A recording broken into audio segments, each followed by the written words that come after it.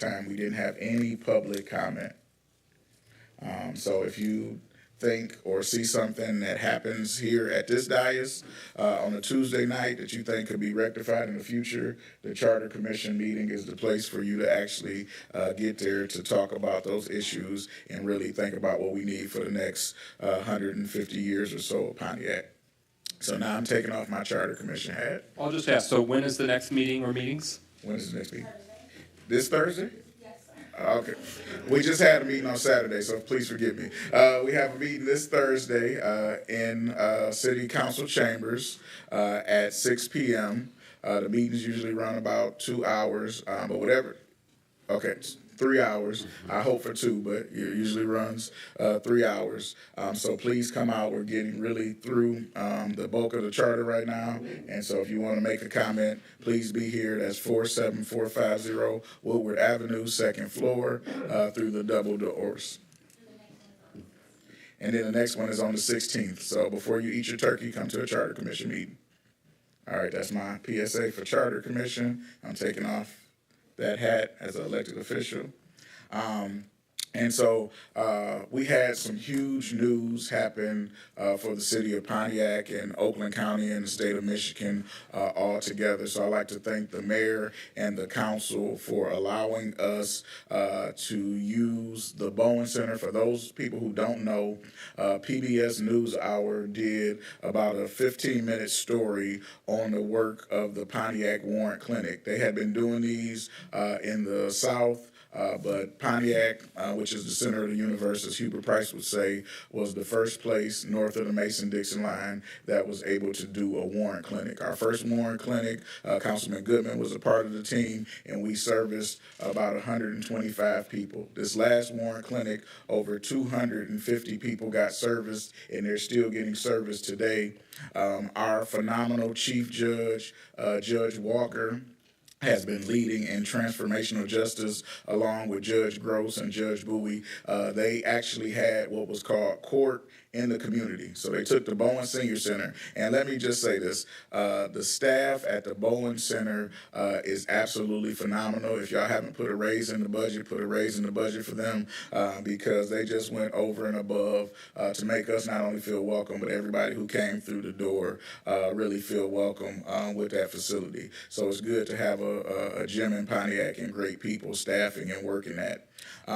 Anyway, they actually had court in the community, and so nobody would be arrested. So if you had a warrant for a traffic or a nonviolent a misdemeanor, you were able to come to the Bowen Senior Center, actually see a judge dressed in street clothes, get a walking taco, get some child care, and some other things. And so PBS picked up on that story because this is how we want court to be in the community in the future. And so this is going to be a pilot or a model for the rest of the nation. So if you haven't seen that story, please look on the PBS NewsHour. You can go to our Oakland Forward Facebook page. There's a lot of Pontiac residents that are there.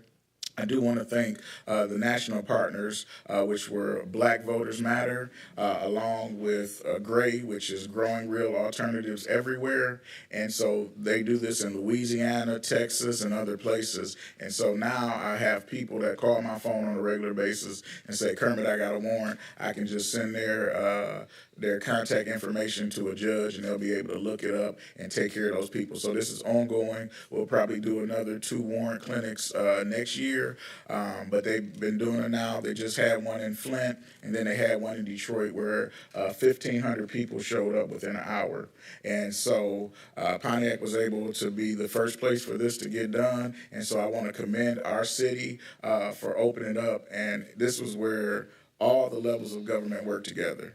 You had the judicial system working together. You had the illustrious city giving us the space in order for this to happen. You had the nonprofit and the community groups like MCBCP and Black Youth Votes, along with our own Wall Street, all coming together. And quite a few of the council people came by. Councilwoman Rutherford was there and some others. And Pastor Parker was at the first one. I believe I saw Pastor James there.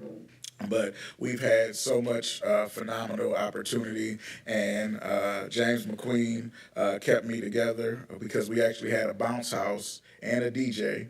at the event. So this was court like never before. It happened right here in Pontiac, and it was because not only the government but the people were willing to open the doors all together and really have a seamless transition. The National Funder said to us that we could have shot the documentary anywhere, but because Pontiac was the best warrant clinic that they had, they wanted to come back to our city to do it. So I want everybody to give themselves a hand clap because this is a victory for the city.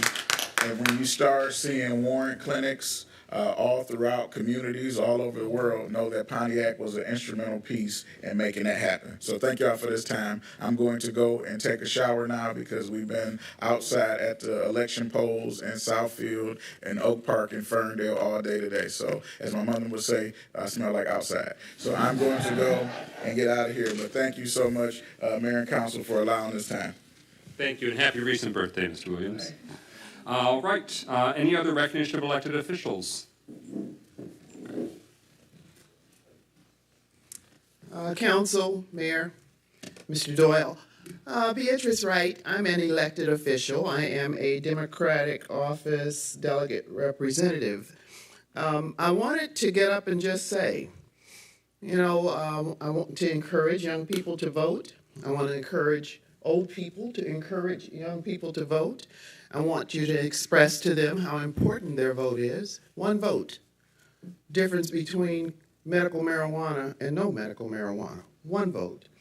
But one voting block, i.e., people over 65.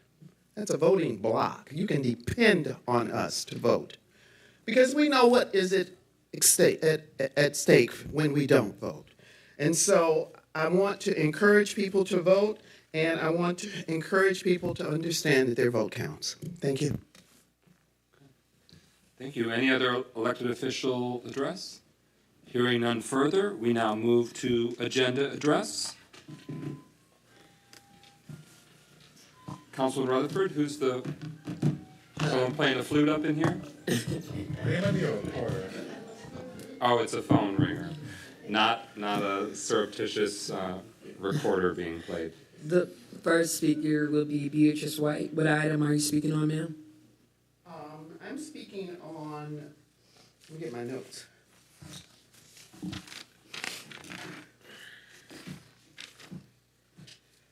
I'm speaking on item number 2, and then also item number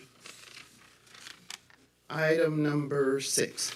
Okay. Item number 2 is an encouragement. It's an encouragement for people of color to get involved in medical marijuana and marijuana as it exists in Pontiac, Michigan. I want you to understand that there are many, many aspects of the law.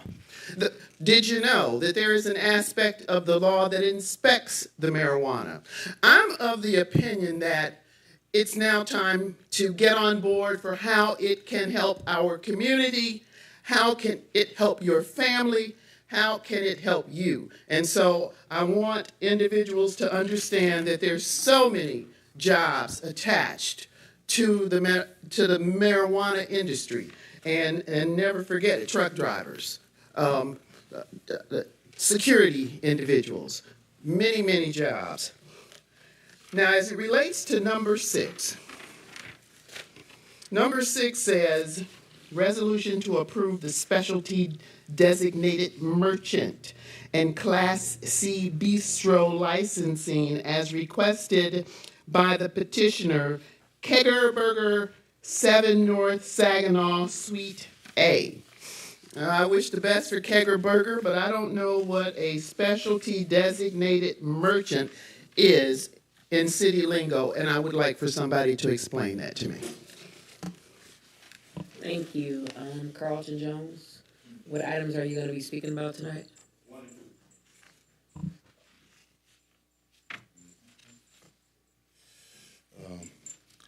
Good evening. Miss everybody. I was out last week out of town, but I did get a chance to watch the council meeting. Great thing about being on television. Item 1 and 2, and I guess I want to do number 2 first. Number 2, I think where you're dealing with the marijuana issue, and I think Ms. Wright was just speaking about it, If I'm not mistaken, if we're struggling sometime to get some parts of what we're trying to do, maybe we could just step next door, because I think Clerk Doyle did a great job in having community benefits into that medical marijuana. And I'm saying that because we seem like we don't always know how to do what we need to do to help the citizens.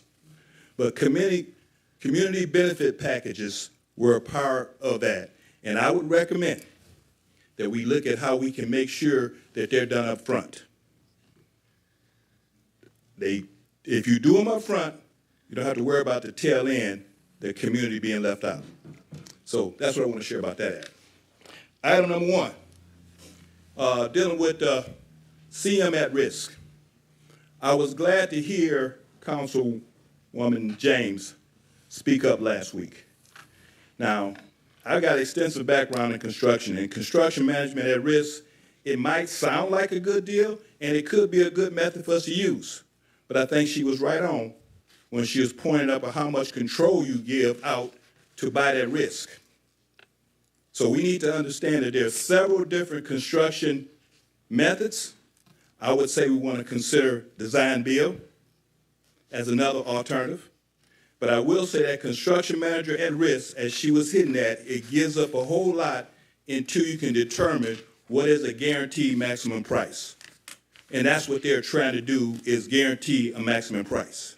So let's just do our homework to make sure we do the best thing when we're talking about construction and how we can alleviate the risks. Thank you. Thank you. Dr. Deidre Waterman, what items will you be speaking to this evening? If you have the sheet, I have it written on here. I can't read your handwriting, so if you could clarify again. I didn't know I made Well, I'm a gonna joke. start with, hold on, I'm gonna start with 3 and 5. Thank 3 and you. 4, okay? All right, so I see here 3 and 4, I believe, is a commendation recognizing November 11th coming up as Veterans Day. And this, of course, is an important celebration and commemoration of our veterans, of all the service industries who have defended the freedoms of all of us as we have our voting day today in many communities. So I would also like to let people know about another event to commemorate veterans, and that is a conference going on at the Michigan Veterans Foundation this November 9th, starting at 9 o'clock in the morning. It's called Soar Like an Eagle, and I will be there as part of a group that's going to be a sponsor for the Veterans Day, and we hope veterans will take advantage of this opportunity for the resources they will be provided and to get the commemoration for all the services that people have done who've served us so well in this community. I just, periodically I do bring up things that are not quite correct or need some other explanation that are on the agenda. And I know that on the agenda, you have the minutes, which said that you had the zoning ordinance map amendment, which was read twice. And it says here that in the minutes of what was to be signed as a result of your passing, that zoning map ordinance amendment, was that the foregoing amendment was to be signed after a public hearing as required pursuant to the Michigan Act 110 of 2006. And I don't recall that you ever had a public hearing. So if this was approved by you and signed as something that had been done in order for this to be passed, then that needs to be corrected. In addition to the fact that in your consent agenda, it says, what you just approved, it says that you're approving the closed session minutes. There's no closed session minutes in the packet. That'd be unusual to do that. It's just unusual that you approve something that wasn't there. Thank you. Pastor Kathy, which items will you be speaking to this evening? Number 1. Thank you. And as she's taking the podium, the question was invoked, closed session meeting minutes. There's a specific way in which the state of Michigan requires that to be done. We do, of course, have a copy of the closed session meeting minutes, but it's a closed confidential meeting. So the state of Michigan requires those to be held for 1 year by the clerk's office. There's a specific process and protocol, but it would completely defeat the purpose of having a closed session where we were discussing somebody who was suing all of us, the people of Pontiac, in that closed session. The meeting minutes speak to that, the closed session meeting minutes. So that's the nature of the closed session. Them's the way it shakes out with the state of Michigan. Yes, sir. If I could, Mr. President, just to answer the other question that was posed, the law requires that a public hearing be done by the Planning Commission, not by City Council. And so that would be reflected in Planning Commission meeting minutes that a public hearing was in fact conducted. Mr. Desro. I'm speaking to number one. When this appeared a couple of weeks ago, it seemed to be pretty controversial, and I have several friends who own construction companies. So I'm not necessarily all in Michigan, some are out of state, but I thought this is obviously something that happens everywhere. How do they feel about it? And my best friend said, anytime something at risk appears, you're taking a risk. They wanted me to ask, is this not what the bond is for? Doesn't that give us some kind of security? The surety bond. There are other ways to secure things than to bring in yet another person at another salary. Control is very difficult, if not impossible in some situations, and they just didn't feel like it was a good deal for us. Thank you. Chuck Johnson. Darlene Clark, which issue will you be speaking to this evening? She passes. Okay. Gloria Miller is not present. That is all for agenda address. All right, that concludes agenda address. We are now at number 1 on the agenda. Adoption of an ordinance to amend Article 6, Finance Division 2, Purchasing, Section 2-256, Specifications, Contracts, and Bid Documents for Construction Contracts and Purchases to add subsection D, authorizing the use of a construction manager at risk delivery method for city construction projects. This was read for a first time last week. We had passed a resolution acknowledging that it was read and presented for a first time. Is there a motion to adopt this ordinance? So moved. Is there a second? It's been moved by Councilwoman Rutherford and seconded by Councilman Nicholson. So the adoption of that ordinance, this second reading, is now before us. Mayor Grime, I want to give the floor to you, but are you still waiting for council to arrive to be able to speak to that? Because if that's the case, and you wanted them to make a specific presentation, we could always set it on the table until they arrive. But Well, he was estimated to arrive at 6:30. It's 6:31. I see that we do have our purchasing manager here, but it looks like the attorney has not yet arrived. So perhaps we should, if it's council's pleasure, postpone this until the very next agenda item. Okay, without objection, could I have a motion to table? All right, it's been moved to table by Councilman Goodman, second by Councilman Nicholson, meaning we'll just set it aside, pick it up off the table when it's time to roll. Any further discussion? Hearing no further discussion, roll call on the motion to table for a brief moment. Clerk Doyle. Nicholson? Yes. Parker? Yes. Rutherford? Yes. Goodman? Yes. James? Yes. McGinnis? Yes. 6 yeas, no nays. Okay, that is placed on the table. When it's time to pick it up off the table, we'll all be here. All right, we're now at number 2 on the agenda. Is there a motion to adopt the resolution to approve the first reading of the zoning ordinance text amendment to amend section 2.303, section 2.551, section 2.552, section 2.553, section 2.554, section 2.555, section 2.556, a lot of sections, section 2.557, section 2.559, and section 3.1208 regarding marijuana and caregivers amendment. Is there such a motion for that first reading resolution? Support. It's been moved by Councilman Nicholson, seconded by Councilman Goodman. Again, this is a first reading. It's been at the Planning Commission previously. They held a public hearing there. They made a recommendation. It's now here for the first of at least 2 readings. And so that way it's introduced to the council and the community what is proposed for our ordinance amendments. So I give the floor to the mayor and administration to provide context.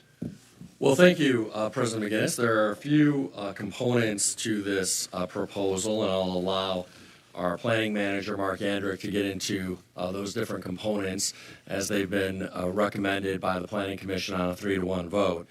I would just note that in terms of any additional restrictions for, say, the color green on marijuana dispensaries, this is certainly the time to do that, because once dispensaries or retailers get up and operating, I presume that under the law they will be grandfathered, and it will be a lot harder to put those restrictions in place. So I would just say that to the extent that council would like to see some of those aesthetic controls in place, this is the time to do it, because after they actually open, it'll be much more difficult legally to put those controls in place. And with that, I'll turn it over to our planning manager.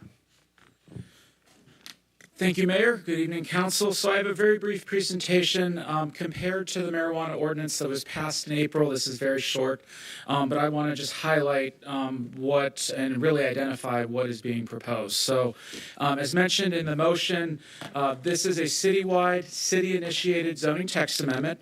It modifies the marijuana amendments that were passed the first week of April of this year, and those are the following sections.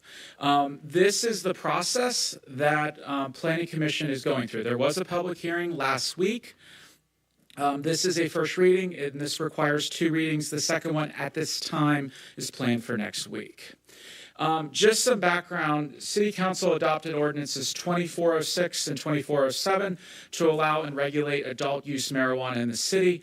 This ordinance also included some language for caregivers. A referendum petition was filed, and there was a referendum expected at today's election, but that referendum has been withdrawn, so there's no vote today. And City Council approved the municipal ordinance code amendments on October 10th of this year, but that primarily changed the scoring for the licensing program and has no direct relation to the ordinances this evening. So those are completely separate. So there are 3 proposals here. Number 1 is to prohibit green of signage and the facade of adult use marijuana businesses. This aligns with the existing ordinance that already bans imagery and words that are related to a federally recognized drug, such as marijuana. So we already have prohibitions when it comes to imaging and certain language that, because it is a federally recognized drug, we are allowed to prohibit for the safety and well-being of our community. Green is an extension of the signage and protects the healthiness and aesthetics of a corridor. If a potential entrepreneur wanted to use green to expand the sign, to expand on a facade, it actually could make the imaging and marketing a lot more expansive. And we're trying to use this to attach to some of those, again, items that are related to drug paraphernalia that we would try to prohibit. So that is what is being, that is the number 1 proposal. Number 2, we did pass something earlier this year that restricted caregivers to certain industrial zoning districts. But in a further review, some industrial districts have much larger buildings that might be 10, 15, 20,000 square feet. And really, in evaluating what a caregiver is, which is the ability for someone to grow up to, for 6 patients, including themselves, up to 72 plants, we thought that, having a 10,000 square foot building may be a little bit of a mismatch. And we wanted to make sure that caregivers were in an appropriate size building. And so we clearly differentiate between a caregiver and a marijuana grow operation, which is a different land use that City Council has adopted earlier this year.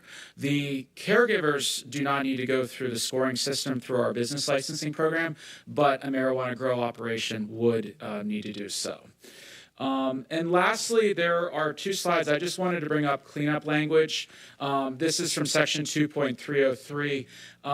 This just cleans up what City Council adopted. I believe when some of the numbers for Table 2 for how many adult use marijuana businesses were being modified between the overlay districts, this needed to be changed to reflect that. So this would match what City Council approved earlier this year. Again, we're just doing a cleanup as we just noticed an error within the code. And lastly, as part of the Planning Commission public hearing, we did have a Planning Commissioner bring this up. While this language kind of originated from medical marijuana, which prohibits a medical marijuana facility within 250 feet of a residential facility, there is not a prohibition within the adult use. And there is a reference within section 3.1208 for having a residential dwelling unit. However, there's no other restriction within the marijuana ordinance, so staff is requesting for this to be struck from the ordinance as part of this amendment. So with that, Planning Commission recommended approval of these zoning text amendments. It was a 3-1 vote, with the following one condition of approval during a public hearing on November 1st, 2023. And that condition was in Article 3.1208, Section B, the words residential dwelling unit shall be removed because it does not relate to a regulation in the ordinance. So that is my presentation. I'll be happy to entertain any questions you may have. And we have Chuck Murphy from the Clark Hill firm who maybe can entertain any questions as well. Thank you.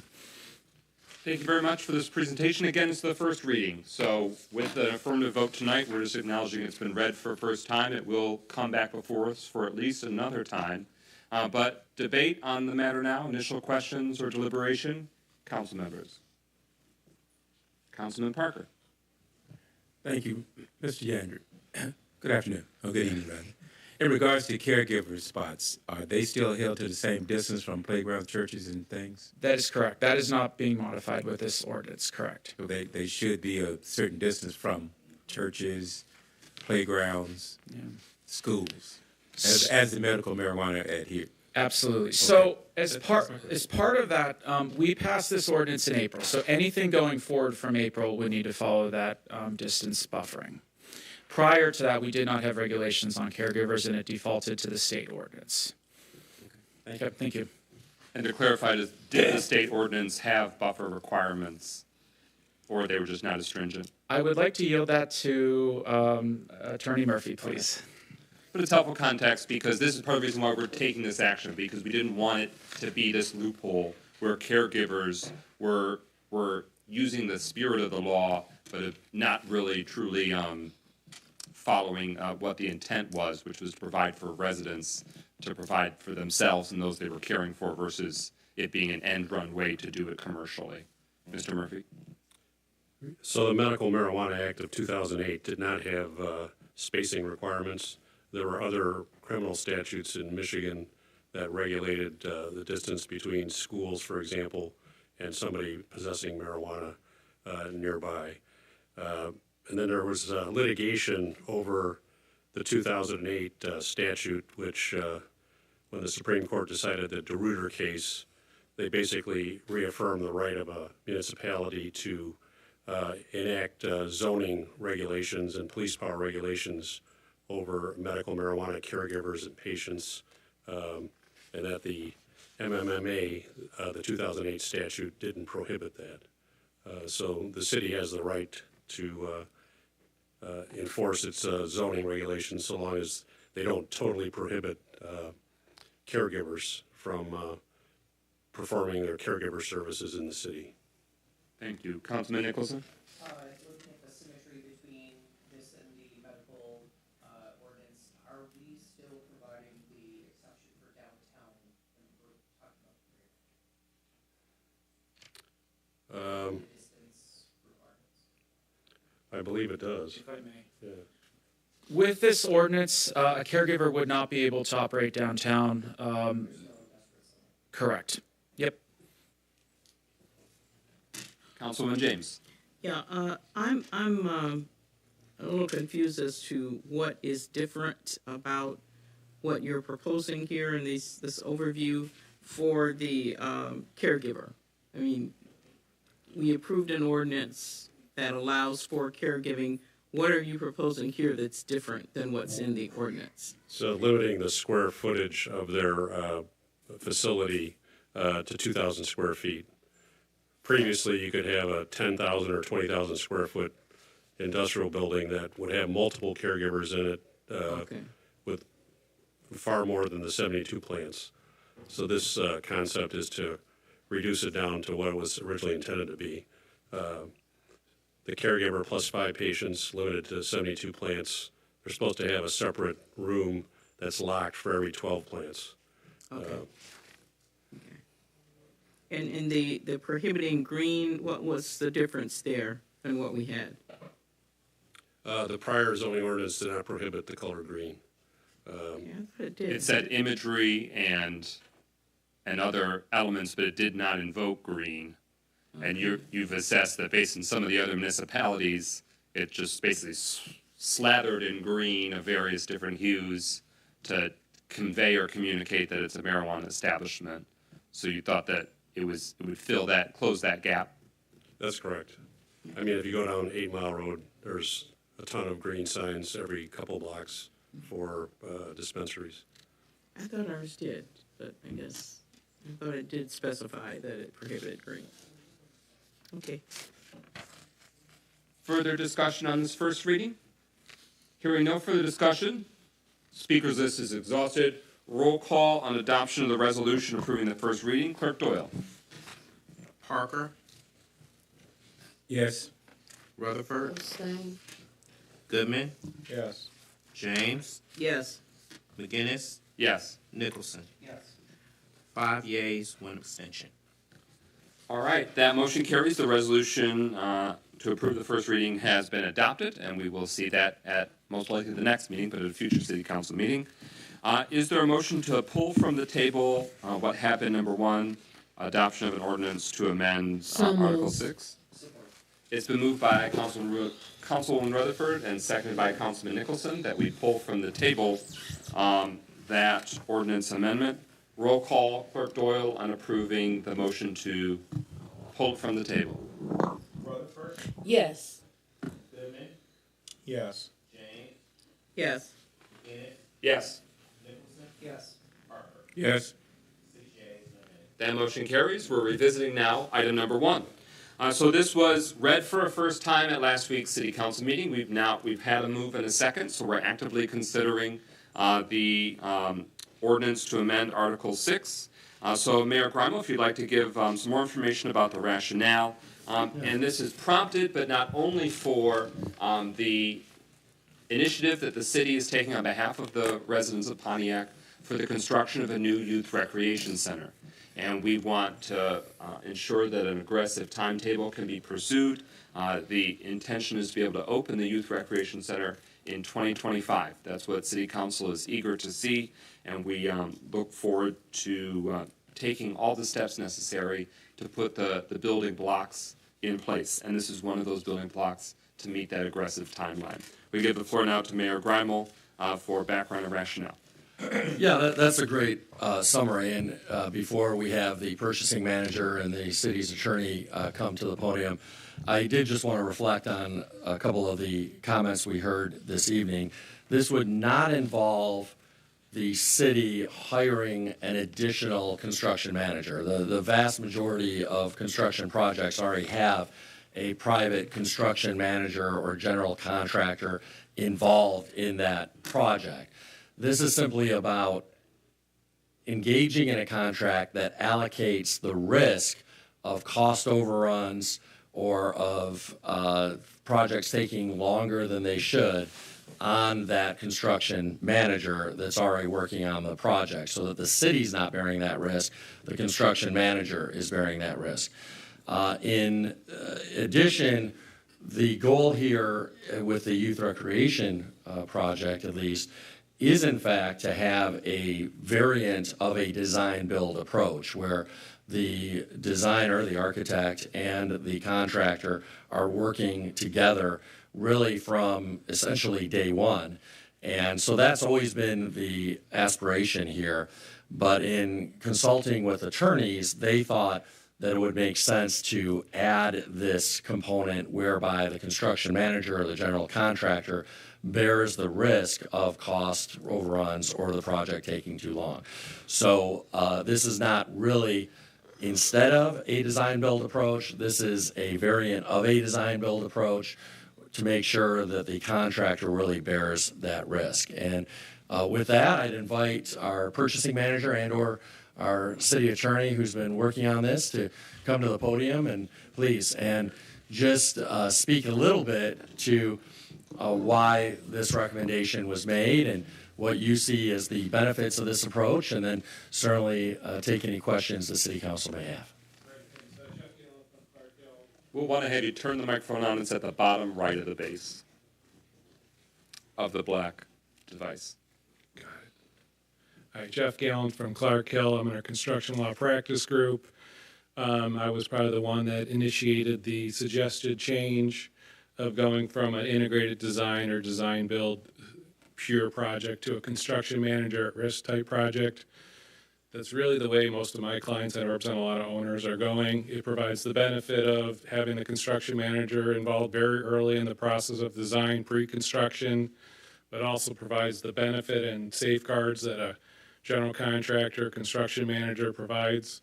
It's really giving you the best of both worlds. Design build can be really tricky. That is not really for most owners in my mind.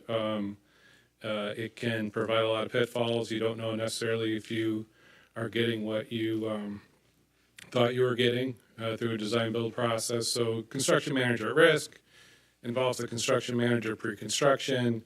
They're assisting in the, not necessarily in the design, but in the value engineering part of the process. It allows them to start construction on various aspects of the project before the full-blown plans are prepared. And because we're using ARPA funds and those have to be obligated by the end of 2024, that'll provide us a head start, such as providing grading, site work, and things like that that can be started once the general building envelope or area is known. And it does provide it the safeguards, and the construction manager can be bidding out the work through hand in hand with the purchasing manager, in this case, purchasing agent for the city, who will see the bids, will verify the bids, will be able to bless the bids, and the construction manager would then actually enter into the contract with the subcontractors. But it would all be through open book, and the city would see everything, every step of the way. Thank you. And it was shared last week that with American Rescue Plan federal funding that the city is receiving, that there are requirements that interface with this aspect. Are you familiar with that, or are you able to shed any light on that? Yes. So ARPA requires that projects be competitively bid. So to do that, we are meeting that by, and professionals don't have to be. So your architects, your construction managers, to the extent they're not self-performing work, they can do so as a professional service, yet you meet the competitive bidding requirements of the trade work by bidding it out. So you're able to comply with ARPA by doing this process. I think it would be really tricky to do a design build under ARPA and competitively bidding it, because you really wouldn't have enough information early on in the process to get competitive bids from a design builder. You'd be asking a design builder to basically give you millions of dollars of contract price without really knowing the scope. So this provides you to comply with the ARPA competitive bidding requirements. Thank you. Further discussion on the motion before us? All right, this is the second reading, so it ultimately would be, yes, Councilman James, you have the floor. Yeah, I have some comments. I do appreciate the responses that I got through email, the questions that I raised in terms of, because I think basically the process itself is sound. It makes sense for us because this is one of our highest priorities. We definitely want to see our community centers stay on track. You know, we need to see it get built. We need to see it stay on track. And this is a good tool to be able to use. The concern that I had, though, was that the city have the appropriate expertise to manage. Because if a construction manager who will have responsibility for any overages, you can be sure that that individual is going to be right on, getting that job done. And he is going to be under pressure, he or she will be under tremendous pressure to bring that project in on budget and on time. And that's going to put, pressures on them to do things and to, just to do what that person needs to do. And my concern is, does the city have the appropriate expertise here at the city to be able to navigate all the things that's going to come up? So that there will be things coming up. And I did get the responses that we do have our manager, the DPW deputy director, Mr. Mueller, does have construction experience. Alicia Martin has worked with a construction manager at risk process before, and also Shannon Filarecki, our city engineer, also has experience with these kinds of programs. So I appreciate getting that feedback from the administration. There's one other concern that I have. It's not strong enough. I still support it, and I plan to vote yes. But I want to express this concern, is that you're looking at the team that the city's put together and administration has put together. It's a sound team. They have the experience, but I'm concerned about the turnover rate at the city is unacceptable, and it can, I think, have impact upon this kind of, it's very sensitive.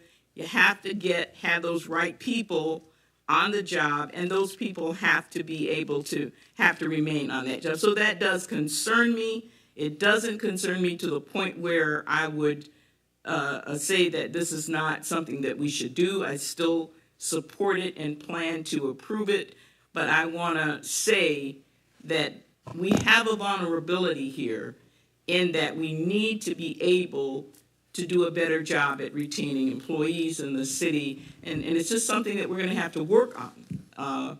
But I think to acknowledge the fact that we need to work on it, it needs to be done.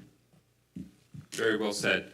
Do you want to respond to that before I call the next speaker? Yeah, just so I can clarify. Okay. So Yes, let me sir. just say this. I hear what you're saying. Construction manager at risk projects generally have less claims from construction managers than a traditional design everything, bid it out competitively, because there's actually more pressure because they're all bidding against each other to get the job for the lowest price, and because they're not involved in the design, they're not knowing all the ins and outs and all of the design itself. So if anything, this is why I recommend to a lot of owners to go to construction manager at risk, because there's usually less claims.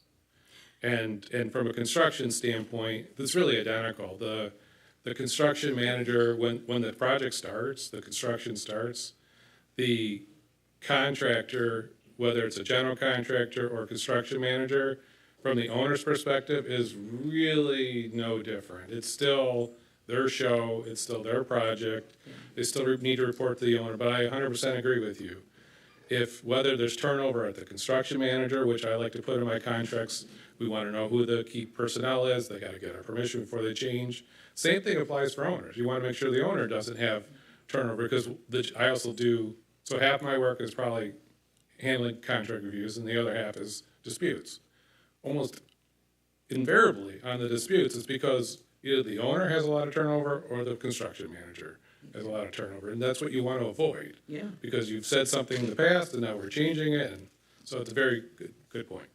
Well, On follow-up, Councilman James. just want to say that, I understand what you're saying, but my point is that the city needs to have people on staff, even though the burden of responsibility is going to be on that construction manager. We need to have people who are knowledgeable about that process. That's all I'm saying. I agree. And you know, you can't go into that kind of a project and not have team members at the city that have experience working in that process, because that's a little different. That's a very, you know, it's a big project.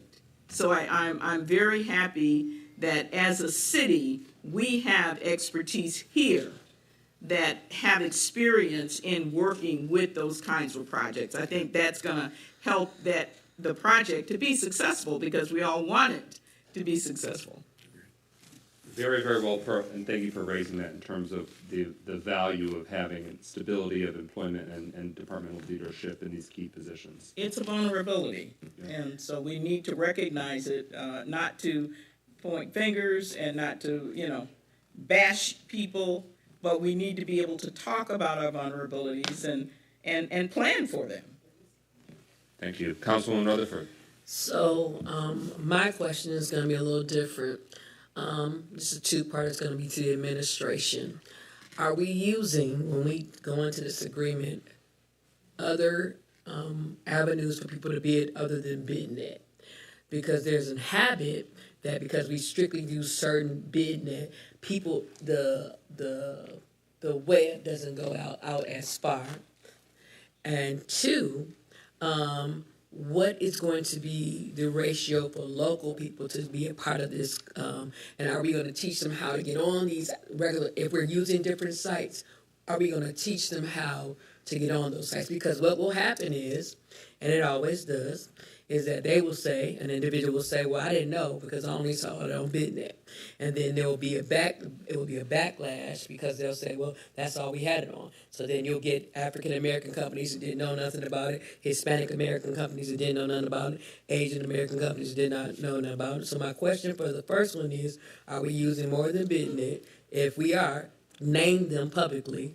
Number two, how are we ensuring that it spreads a bigger webcast to getting the best and the brightest and not just those who will take pennies on the dollar. So I yield to first you, and then I'll yield it to the mayor. Thank you for your question, Councilwoman Rutherford. So yes, we will be using a solicitation solution to post the solicitation document to the public. We also post the solicitation document to the city's purchasing webpage, as we've always done. So that can actually be accessed for free. There's no cost to access it from the city's purchasing webpage. We also are in the process of creating a welcome center in the purchasing office. We've already set up a kiosk. When you first walk in, you can see the kiosk where we can assist small business owners with accessing those solicitations. And we're also printing the documents so that if they don't have access to a computer, they can go into the office and just pull one of the solicitation documents, so they won't have to worry about, again, the challenge of accessing it via the internet. Mayor Brown. Yeah, so a couple of things. First of all, thank you for the question, because it's a really important question and an important point. When it comes to any bidding process, any opportunity that's done in a competitive process, so which means over a certain threshold, all of those bids, all of those solicitation for bids must be posted to the city's website. So yes, we use BidNet because there are a lot of folks a lot of vendors, a lot of contractors who use BidNet, but we must, at a minimum, use the city's website. So anybody who's local who isn't on BidNet should routinely monitor the city's contracting website, because it's required, and I believe it's required by city ordinance, and maybe required by the city charter even, that we post all competitive solicitations for bids or all solicitations for competitive bids on the city's website. So that should always be a routine, regular stop for any local vendors who are interested in doing business with the city. So that's number one. BidNet is an addition to that, not instead of that. In terms of some of the other questions about how are we going to make sure that individual local contractors, minority contractors, and others have access to a project? I assume you're talking about the youth rec project. Yes. And that has yet to be determined, because this is not actually about any one specific project, this agenda item. This is just about adjusting the ordinance to give us flexibility to use this approach in the context of the youth rec bidding process or any other bidding process. So this agenda item is not about, although it was prompted in part by one specific project, it is not in and of itself about any one specific project. So we're happy to work with you to talk about, hey, what's the best way to make sure that more local contractors, more contractors of color have access and bid. I would note that one of our purchasing manager's first orders of business when she came on board, to her great credit, was to do a local vendor, a local bidder orientation. And we did have, I think, considerable participation in that. We didn't have as much participation as maybe we would like, because I know that there are a number of local businesses that want to do business with the city who did not participate in that. But maybe it's time to start organizing another one of those so that we can get more participation in that. But I do just want to give Purchasing Manager Martin a lot of credit for doing that, because I don't think the city had done something like that in a long time before Purchasing Manager Martin came on board and organized that. But to your point, it might be helpful to do another one of those to try to engage more local contractors, more local vendors, not just with any one project, but in terms of all of the purchasing opportunities that the city has. Thank you. And then my other thing is this, so do we have access to seeing if whoever we get these contracts out, what they've done in other cities? So sometimes people come here because they feel like we can't check to see, I guess, the report card, have they finished projects? So like a situation, hypothetically, a person says, well, I want to build houses here, but the county has them on a do not use list. Are you guys gonna have access to that? Because I want what I want from the federal to the local to the state. It should be checking everybody who actually do construction. So there's a couple of sources that we do check. We check the state of Michigan LoRa site to make sure that they're registered to do business within the state of Michigan. We also check sam.gov because if they're on what's the list called? It's like a you're in trouble list. Yeah, I know. That they keep and maintain debarred. Thank you. List that they do retain, so we do check that to make sure that they're not on that list. So we do but checks. On the federal level is what I'm concerned. That is federal. Okay. Sam.gov is federal. Okay, thank you. Yeah. And I do want to add one more thing and I know we're talking about in general the addendum for just the approach, but I did want to mention that our team was talking about doing an outreach program throughout the CMA process to make sure we are reaching out to local businesses. That would be like a date that's set, and we would invite the smaller businesses in the community to come out to the site to learn more about the construction project, because that's something that we did discuss at our last meeting in terms of outreach. Okay. Thank you. Councilman Parker. Thank you, Brother President. I'm just curious.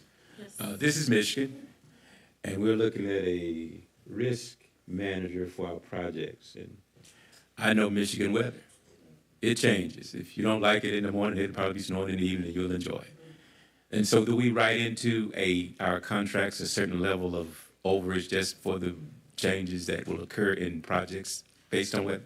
Like for inclement weather, Yeah. there's usually, I'm sorry, did you want to answer that? No, please.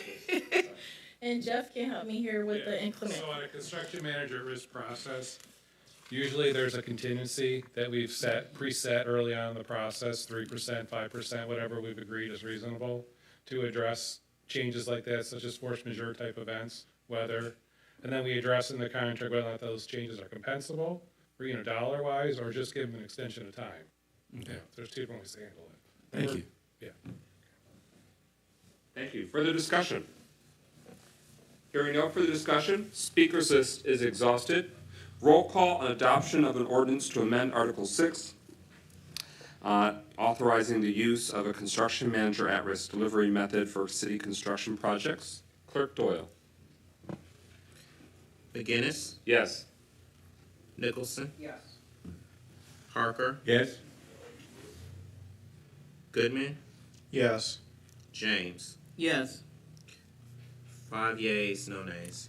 That motion carries. The ordinance is hereby amended. We're at number 3, resolution, Councilman Rutherford, that vote just happened. Did you want to? Yes. If there's no objection, she'd like to register her yes vote, which makes it 6-0. All right, very good. We're at number 3. Is there a motion to adopt the resolution recognizing November 11th as Veterans Day in the city of Pontiac? So moved. It's been moved by Councilman Rutherford, seconded by Councilman Nicholson. Of course, it's a federal holiday, November 11th, and we just wanted to amplify and acknowledge that coming up here in our community. I want to acknowledge that there is a Veterans Day parade that's being organized by community members, including Councilman Emeritus Randolph Carter and State Representative Brenda Carter. That is happening on November 11th, and that starts here at City Hall and proceeding on Auburn and ending at Auburn and South Jesse at Uncle Jerry's Barbecue. The time for that parade is 11 o'clock a.m. Thank you, Councilman Emeritus. So we recognize that there are many members of our community who have served in the various branches of America's Armed Forces. 2 of our city council colleagues are military veterans. The Honorable William Parker Jr. Served, as well as President Pro Tem Carrington, both served the United States Armed Forces. We have at least one other veteran in the audience, James McQueen, who served our nation. Are there any other veterans with us this evening?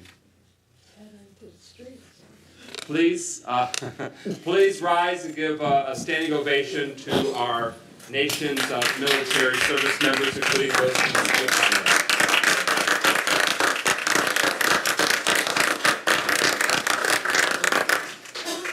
The City Council considered a similar resolution last November, and last November, Mr. James Sabish was still with us. He's sadly passed away since then, a resident of Pontiac's District 5, who you would often see in these chambers in his military uniform. We remember his legacy as well. So the resolution is before us. In observation of Veterans Day, City Hall will be closed this Friday, November 10th. So if you have any city business, that ain't the day to do it, because the city hall and other city offices will be closed in observance of Veterans Day this Friday, November 10th. Mayor Breimer? Yeah, thank you, President McGinnis. So, first of all, I love this resolution to give thanks to our veterans who have given so much in service to our country. And we're really excited about the fact that we'll have a Veterans Day parade this year. So thank you to all of the organizers of that. Just a point of clarification, which is, yes, it's going to be this Saturday, so this Saturday at 11 a.m., but it will not be kicking off from City Hall's parking lot. It'll be kicking off from the parking lot of the American Legion.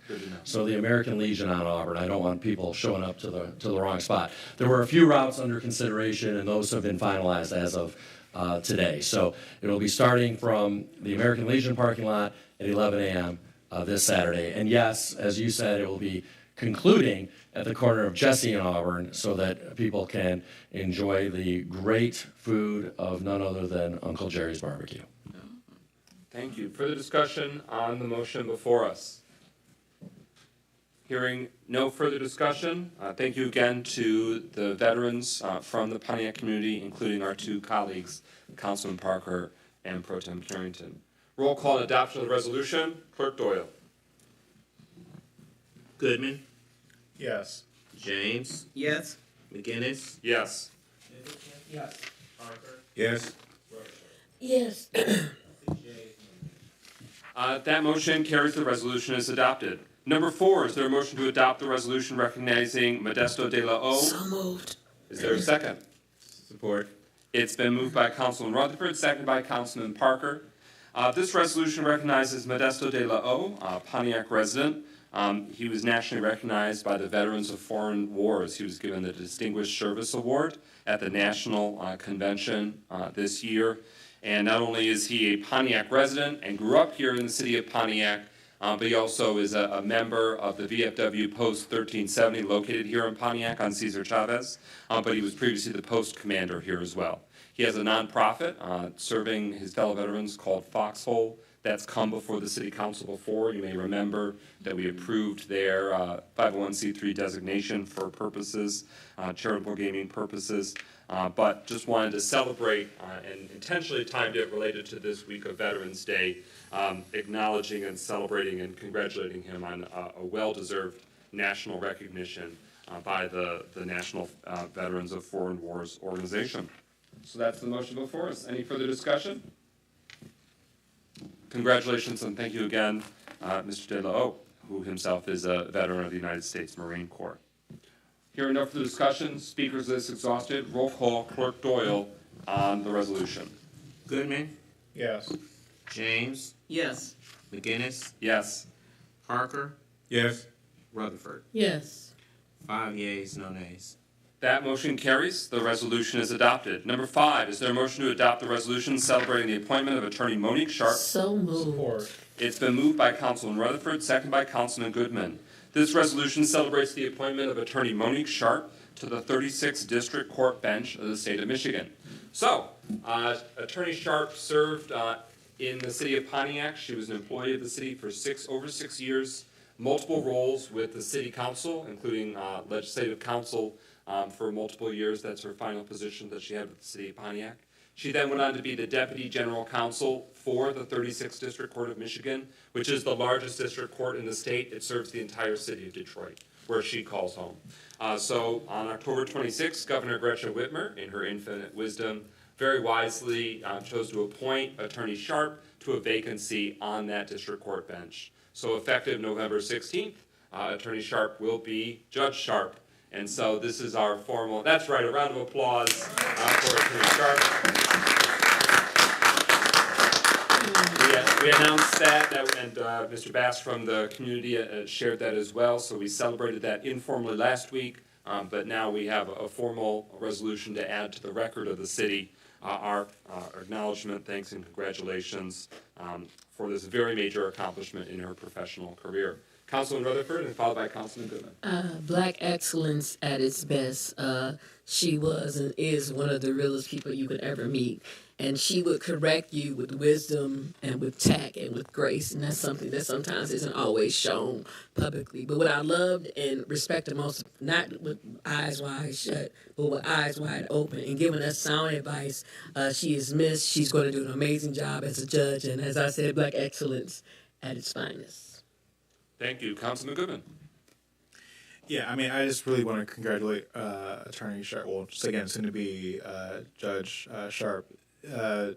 When I first took counsel, when all of us took counsel, she was a very strong source of knowledge for a lot of us, and I listened to and heeded a lot of her words and advice. I did text her the moment that I found out, like, before we mentioned at the council meeting, because she just was a very strong force of knowledge for all of us. And her and I actually made the joke a few different times about her next career step. Like, if I find some way to get her appointed to be judge, find some way to do it. And it's already happened all on her own. So I'm, just so unbelievably happy that I got to know and work with her before then. And I'm very happy and excited for her going forward. Very good. Mayor Grimal.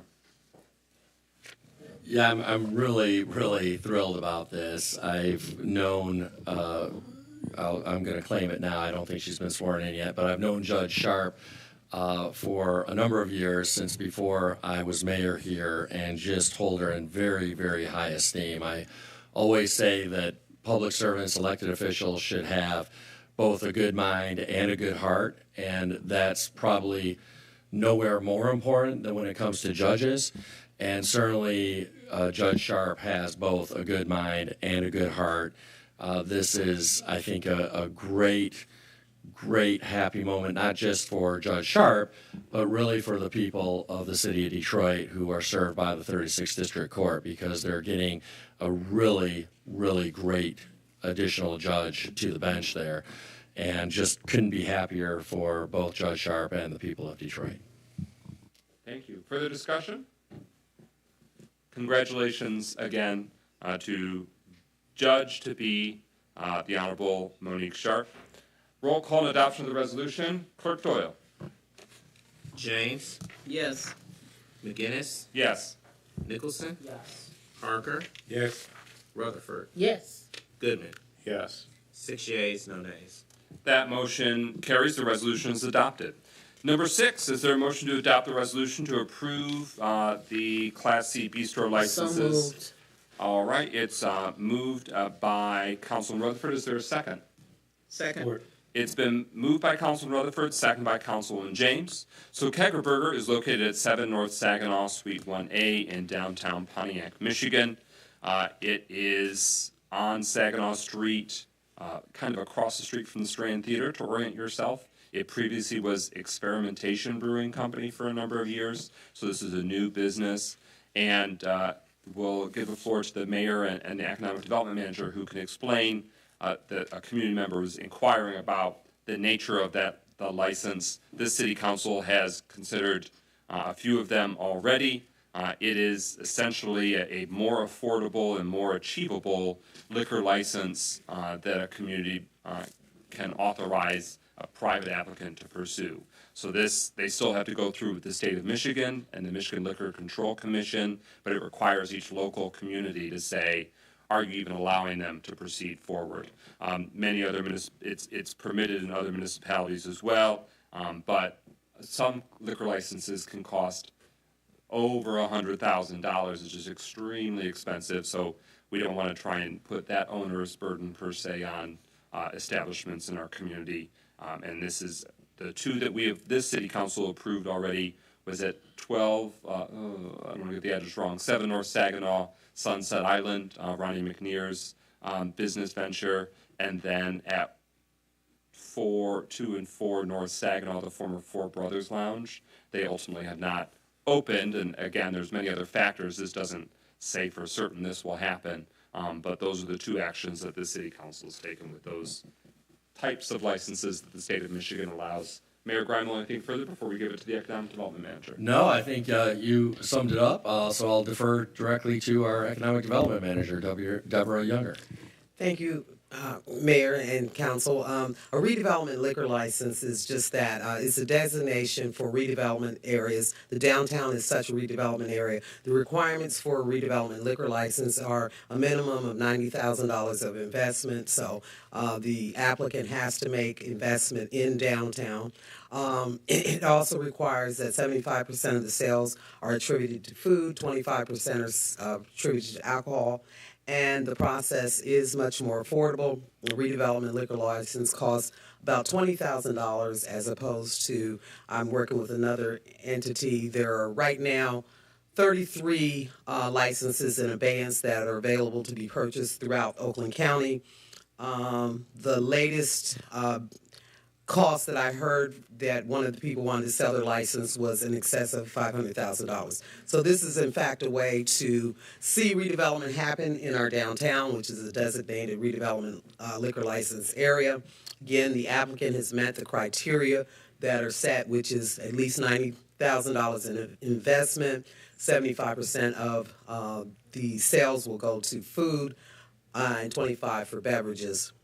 This, just so you know, those of you not familiar, this is Fillmore 13 is part owner of Kegger Burger. He has some other partners, but this is an extension. I'm glad to see that he's taken a chance. He stood in downtown through times that weren't so great, through the pandemic, and is risking. So, as they're applying for this, could this not fall under the umbrella of Fillmore 13? They have different investors, and as such, they want a different LLC. It could have, right now, it is utilizing the liquor license of Fillmore 13, but in essence, there are different investors, and God forbid, if the Fillmore went down and or the Kegger, one would not take the other down. So because there are different owner entities, the owner of Fillmore 13 is the major investor in both, but he has different partners on Kegger Burger. Follow-up question. I thought you mentioned earlier that the applicant had to have at least $90,000 of investments. So does these owners have that? Yes. The build out of the property is well in excess of $90,000. Yeah, to clarify that further, it's about the improvements to the building. And that's part of the benefit for why we as a community we even want it. It's to try and use it as an incentive to say, this is more affordable, but you've got to uplift a building that needs it. So that's why it's like a catalyst for those buildings. So it's not just they have to have assets, they've got to have put those dollars into that space. And that's the only way they'd be eligible for this, is if they spent those resources to upgrade the space. They're required to provide receipts, and I have verified those receipts, in fact, that they've invested more than $90,000. Thank you. Thank you, sir. Councilman Nicholson. The $20,000 that the price on the bistro license, is that set by the state? Correct. But they still have to go. They still have to go through the process, which I don't write the laws. They still have to contact every license held in advance and by certified mail and contact all of them. In some instances, some of the license owners, in case of Sunset, have offered to partner with them. They make them go through that process. Then when the license come back unaffordable, the state says, okay, we'll give it to you for $20,000, providing. Just so you know, this is just one step. The state still has to come by and inspect the facility. So there are several steps. The state could, even though we approve it, could deny it because the facility is not deemed up to par. So this is one step towards the liquor license, but there's still several steps going forward. All right, any other discussion? Hearing no further discussion, speakers list is exhausted. Roll call and adoption of the resolution to approve the specialty designated merchant and Class C bistro licenses as requested by the petitioner Kegerberger, located at 7 North Saginaw, Suite 1A in downtown Pontiac, Michigan. Clerk Doyle. McGinnis? Yes. Nicholson? Yes. Parker? Yes. Rutherford? Goodman? Yes. James? Yes. 6 yeas, no nays. That motion carries. The resolution is adopted. We're at number 7 now. Is there a motion to adopt the resolution to authorize the mayor to execute the FEMA Public Assistance Grant Program Agreement? Is there a second? Support. It's been moved by Councilman Rutherford, seconded by Councilman Parker. This agreement is between the Michigan Department of State Police, Emergency Management, and Homeland Security Division and the City of Pontiac. Mayor Grimley, you have the floor. Thank you. This is some additional good news coming from our grants department. And I want to just sort of set the table for this item by saying that FEMA, the Federal Emergency Management Administration, provides for grants to cover COVID expenses back in 2020. And this is a really great opportunity for the city to recover expenses that it incurred back then. This was not easy, however, because the city did not do a good job of documenting its COVID expenses back in 2020. And it had started putting together a grant application for a really small, paltry amount of money. And we learned of that effort that never really came to fruition. So we set about, and when I say we, I really mean one of our employees in particular, who's here with us this evening, Renee Hall, who did an amazing job, a truly amazing, almost miraculous job of piecing back together 2 or 3 years after the fact a slew of COVID expenses that were never well documented at the time. And so Renee did a Herculean task of putting this together so that the city has now qualified for over $400,000 in recoverable expenses. So Renee, of course, it's a team effort, but Renee in particular deserves all the credit in the world, and we're happy to welcome her this evening to present on the details of this. So first of all, thank you for your amazing work, Renee, and we look forward to hearing more about the details.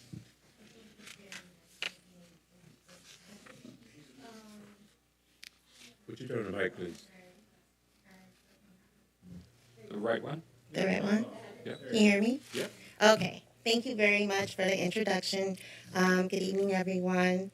The City of Pontiac was awarded $432,386.88.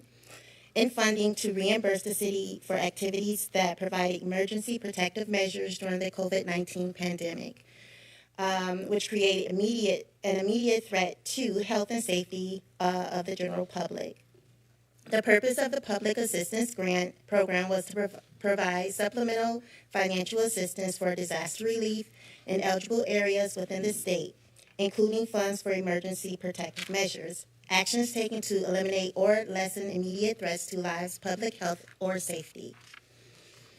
Funds from the Public Assistance Grant Program were utilized to assist in the sanitation and disinfecting of all city buildings, dissemination of information to the public via signage, installation of temporary partitions, as well as the purchase of COVID-19 supplies.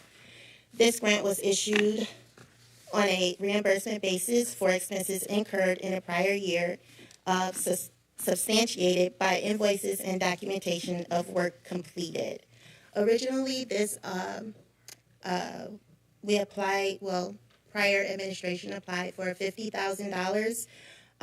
After FEMA notified us that we had this grant and it wasn't in compliance, we found out that we actually could submit $1 million worth of COVID expenses.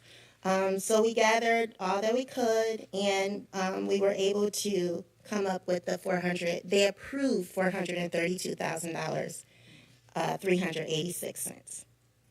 Oh my God, let me say that again. $432,386.88. And I will take any of your questions. Well, thank you again, truly amplifying on behalf of the residents of Pontiac. So just to recap, 50 grand, what was in the mix before, and then due to the Grants and Philanthropy team and Ms. Hall, we're able to expand that from 50,000 in grant funding to 430,000, which is a very big deal, but also painstaking. So thank you very, very much for that. Further discussion on the motion before us, Councilman Rutherford.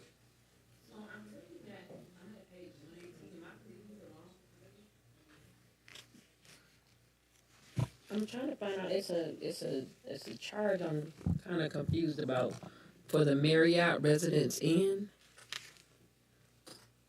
I don't think that have anything to do with FEMA. So I must have a wrong packet because it's in disregard. Okay. Yeah. No problem. All right.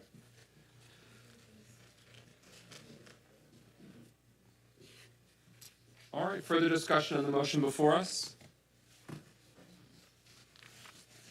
All right, hearing no further discussion, roll call on adoption of the resolution authorizing the mayor to execute the FEMA Public Assistance Grant Program Agreement between the Michigan Department of State Police, Emergency Management, and Homeland Security Division and the City of Pontiac. Clerk Doyle. Nicholson? Yes. Parker? Yes. Rutherford? Goodman? Yes. James? Yes. McGinnis? Yes. 6 yeas, no nays. That motion carries. The resolution is adopted, and the mayor is authorized to execute that grant program agreement. Thank you again to the Grants and Philanthropy team. Thank you. And thank you, Ms. Thank Hall. you. All right, we are at number 8. Is there a motion to adopt the resolution authorizing the city clerk to publish the proposed budget amendment? Moved by Councilman Parker, seconded by Councilman Rutherford. This proposed budget amendment would establish budget revenue in the amount of $432,386.88. Should sound familiar. That amount was just flagged for us by Ms. Hall. It would be to count 101-000-516.000 federal grants health. So that's been moved and seconded. This establishes the budget revenue for that grant funding that we have just approved on the execution of the grant agreement. Anything further that needs to be expounded upon, Grants and Philanthropy and Mayor? I do not have anything to add. This is just publishing a budget amendment to reflect the grant amount. That's right. It'll be back before us in 2 city council meetings. Any further discussion? Hearing no further discussion, roll call. Clerk Doyle on the resolution authorizing you to publish the proposed budget amendment. Parker? Yes. Rutherford? Yes. Goodman? Yes. James? Yes. McGinnis? Yes. Nicholson? Yes. 6 yeas, no nays. That motion carries. The resolution is adopted, and the clerk's office is authorized to publish that proposed budget amendment. It'll be back before us in 2 city council meetings. Number 9, is there a motion to adopt the resolution approving the purchase manager to award the bid to CAC Asset Solution LLC and On-Site Solutions Inc., doing business as VersaPro Restoration and Construction? So moved. It's been moved by Councilman Rutherford and seconded by Councilman Nicholson.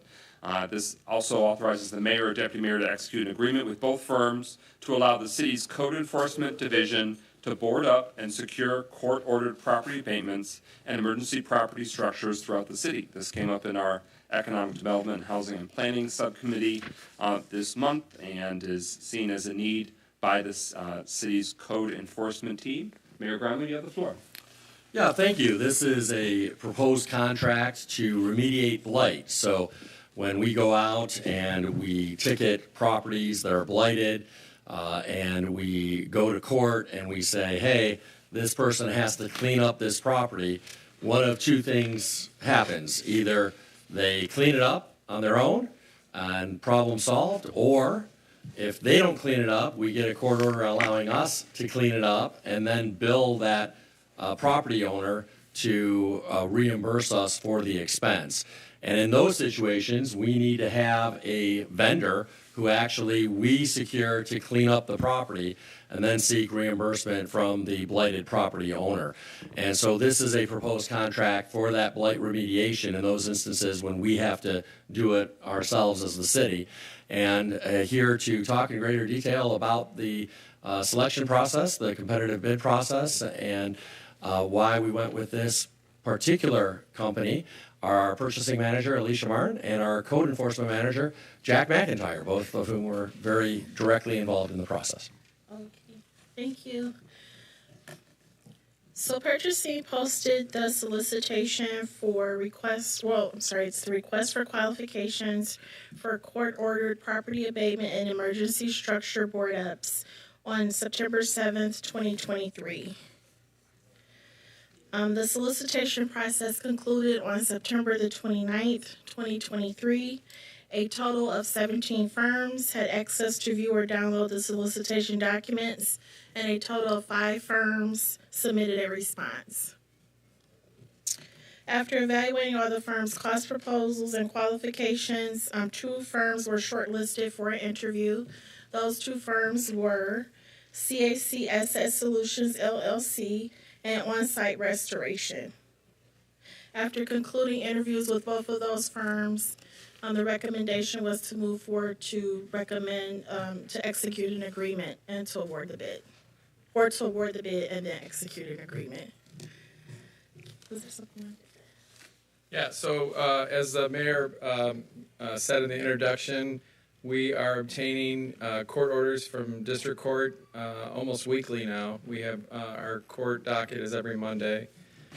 We have 6 pending abatements that can take place as soon as we select a company and our companies and get them started on that. And we have probably 15 to 20 show cause hearings that are coming up in the next week or two that will, from our perspective, probably produce additional abatement orders for these properties. So this is very necessary. The purchasing department was kind enough to kind of put things into a spreadsheet. We looked at several of the qualities of the bid. One thing in particular that stood out with me was response time. In the past, we've struggled sometimes having someone show up, especially when it's an emergency board up. If code enforcement comes across a door that's open or a window that's been broken, we need someone to be able to respond quickly to that. And that was one of the things I looked at this spreadsheet that was produced by the purchasing department, was that these 2 companies in particular had a 2-hour response time, that they would respond within 2 hours of a phone call to respond to those emergency needs. So, do you have any questions? Thank you, sir. Councilman Rutherford. I just want to thank you publicly for all the work you do in the code enforcement department. I have never seen people who truly value and do this job well, especially with Mr. Watkins, who's our code enforcement officer in District 1, and just boarding up and holding even the county accountable for buildings that they own that we just found out, making sure that everyone is putting their feet on the floor and getting things done. So I just wanted to publicly thank you for that, because we have major eyesores on the corridors, on Woodward, on Luther, on Franklin, and just you doing the work that you do that people don't even know about. I just want to thank you for that. Thank you. And again, I say this all the time. I'm almost amazed every day at the enthusiasm of the people in my department. They're just as excited to do what we're doing as I am. They come up with a lot of the creative ideas of how we can accomplish it, and we talk every single week in our staff meetings. You're all welcome to come every Wednesday morning at 8:30. We have our staff meetings. So the enthusiasm they feel the appreciation, and it truly motivates them to do more and more every day. So thank you. Councilman Nicholson. So I know that the budget is not to exceed $300,000, but we're recuperating that through abatements or tax assessments. My question is, I wonder, and this might be more for the administration or finance, I think the finance committee would be interested in seeing, I know it's going to be years rolled back, but as we continue to go down this road, just to see if there's some way to be able to track between the parcel numbers, the amount that's recuperated, just to see that we are actually recuperating that full 300. I mean, I know it's going to be, there's court fees and finance fees that come off that, but I just wanted to see if there's any way we could just try to track those parcels to see what that recuperation is, because that full $300,000 isn't going to be 100% recouped because of the cost associated, but I just want to know like what we can in the future decide budgetarily is the actual. Thank you. So yeah, thanks. So they actually will be reimbursed in full. Whatever is applied fee-wise to the cleanup, the abatement, the court order includes that full amount gets applied to the property. So if that's not paid within a 45-day time frame from the time that they're billed, then it would be assessed against and put on their taxes. Great. Yeah, I think it'd be interesting. I'll talk to the finance department, I suppose, to see if there's some way that we can start to track that. I know it's in arrears, but yeah, so it's all done internally through the billing system, so I'm sure it'll be very easy to track. Excellent. Yeah. Thank you. Thank you. Excellent questions. Councilman James. I'd like to know, are any of these firms minority firms that you considered, the 5 firms that applied?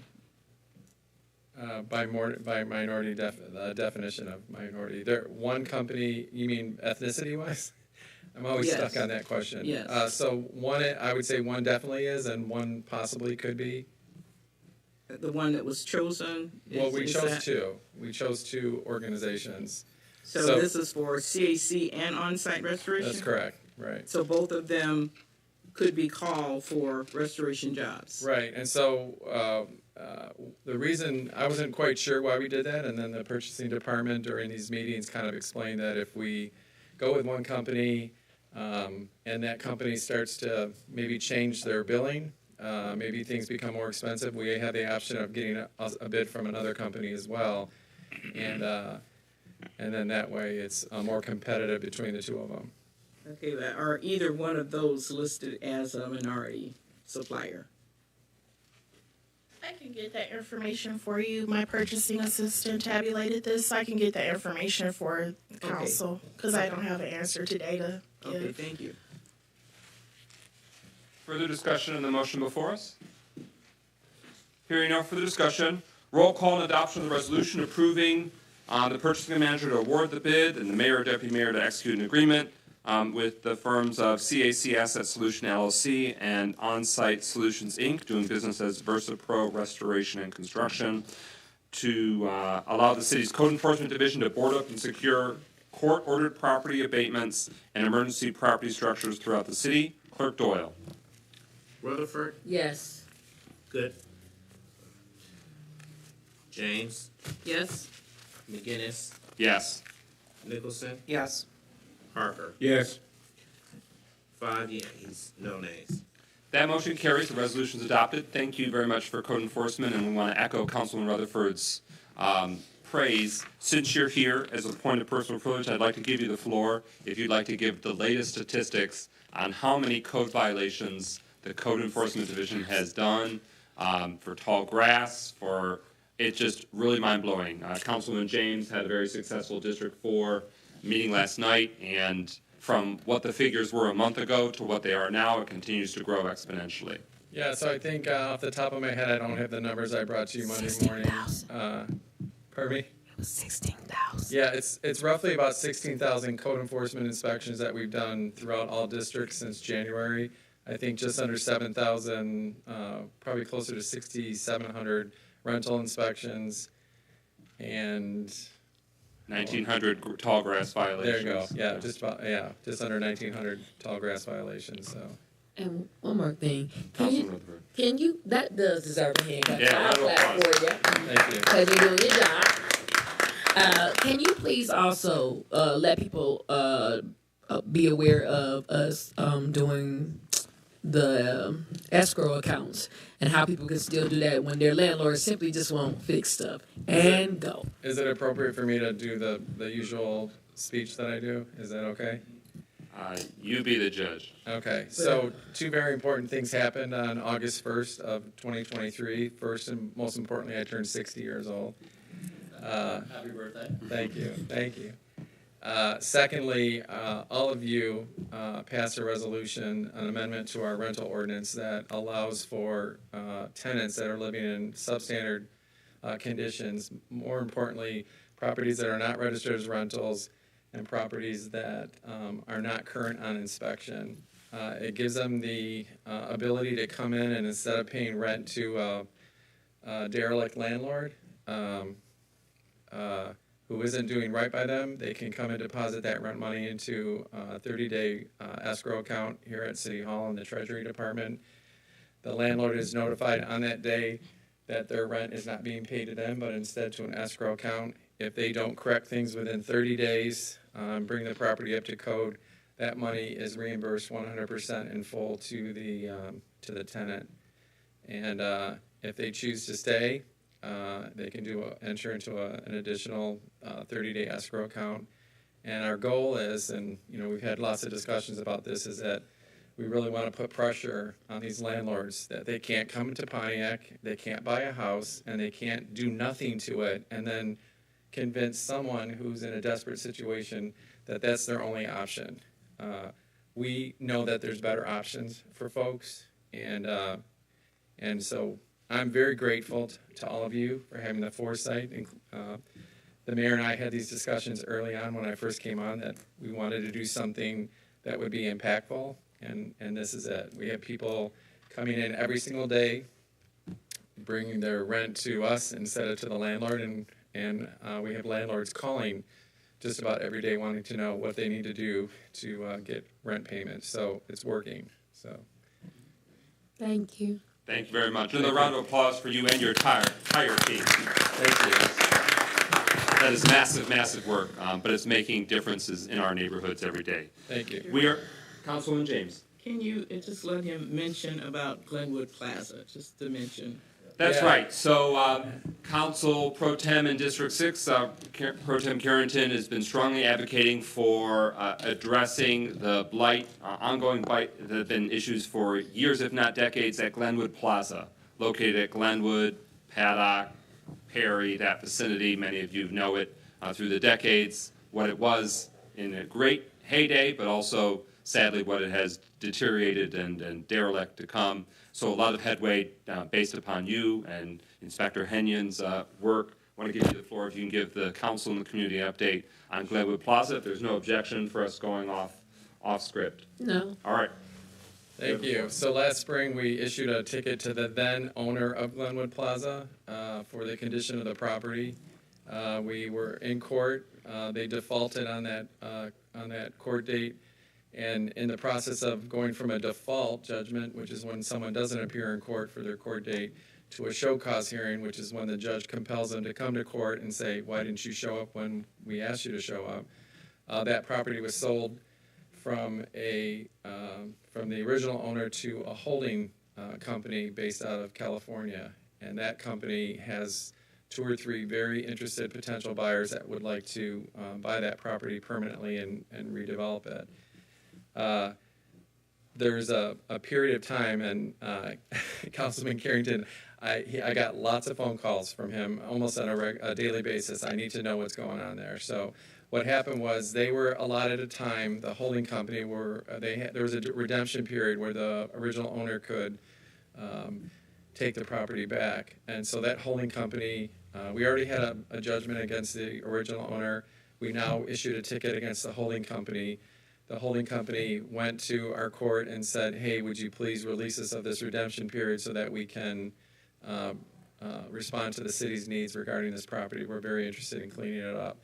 So through a stipulated plea agreement with a holding company, they promised that as soon as they're granted jurisdiction to go on the property, that they put together a schedule. The first thing we said is we want a fence up. We want a fence that's going to not be something that we see when we drive by there, where we're not offended by what's going on at the property, and we want to stop people from going in there and dumping there. So then we had a schedule of things. They removed 20, 30-yard dumpsters, and they removed 2 semis, 4 vehicles, 2 boats, and a trailer, and as we said the other morning, and a partridge in the pear tree. So they've cleaned up most of it. They're not completely done. The gates still need to be installed. There's a little hiccup on the gates coming in, but they've gotten all the clearances. They pulled permits. So we're really happy. We're really excited with the movement there. It's definitely something that from the time I came to Pontiac many years ago that I said, we got to get this fixed. This is terrible the way it looks. And just so you know, on Thursday nights, I would sit across the street, and it seemed like a lot of dumping was happening on Thursday nights, and I had like a system with the sheriff's department. So as soon as I saw some dumping going on, I would alert the sheriff's department. Their tickets are more effective. They were a $500 dumping ticket plus potentially a 90-day misdemeanor. So we're really happy with the results there. I know Inspector Hennigan, who has been taking pictures almost weekly and providing updates to Pro Tem Carrington. There's no one that's more thrilled than Inspector Hennigan. He's very happy about this.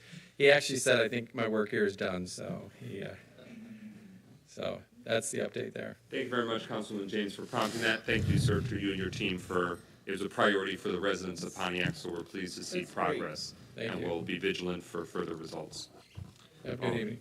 Thank you very much. With that, we are now at public comment. Councilman Rutherford, who's first? Tangi Daniel. So, Bill Maxey.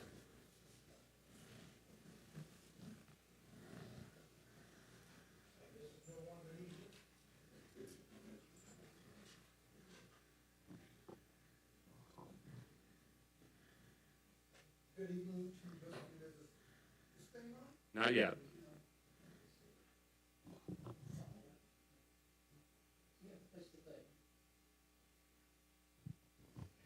Now it starts. Okay. Good evening to Mr. and Mrs. Pontiac and governance. H. Bill Maxey, community activist and representative of Michigan Senior Advisory Council and the military tonight. Brief message. On November 11th, we're having a Veterans Parade in the city of Pontiac. The first parade in 10 years. The features of this parade, a location, 11 o'clock, Judson at Auburn, the American Legion parking lot. We turn right on Auburn, on Justin, go down to Whittemore, turn going east, and coming back on Jesse. There we will feed our veterans. We have an honor roll recognizing our veterans, and I've done this posthumously, and the ones that are currently serving our country. We are very happy that and pleased that this took place. Let me tell you about the lines of communication. so you will all understand. For once, we had collaboration and communication from Michigan Senior Advisory Council, ACES, State Representative Carter, and the signage ended up with the mayor signing on saying, okay. That's what you all need to listen to sitting at the council, communication and collaboration. Now, these entities can't work together. But I had to say this because some of you think you're the Lone Ranger and you could only, things happen. But communication, I'll say it again, collaboration between these agencies give us the honor of recognizing our veterans, as well as myself. 30 years, I'm always last. So with that again, we citizens, Mrs. and Mrs. Pontiac, appreciate the collaboration. I'm talking to you, Mr. President, you're reading and I don't think you're listening. And you know I'm dead on your case about paying attention. I'm talking, a veteran. And I want you to hear this. So we'll be ending up at juries on Auburn and Jesse. We have an honor roll for those of you who come and attend. We'll have your signature on this honor roll, and next week I'll talk about adding every single veteran that we could find, posthumously and presently, that we could add to our honor roll. This is what I'm talking about, paying attention and listening and cooperation. Thank you much. You're welcome. Dr. Deidre Waterman.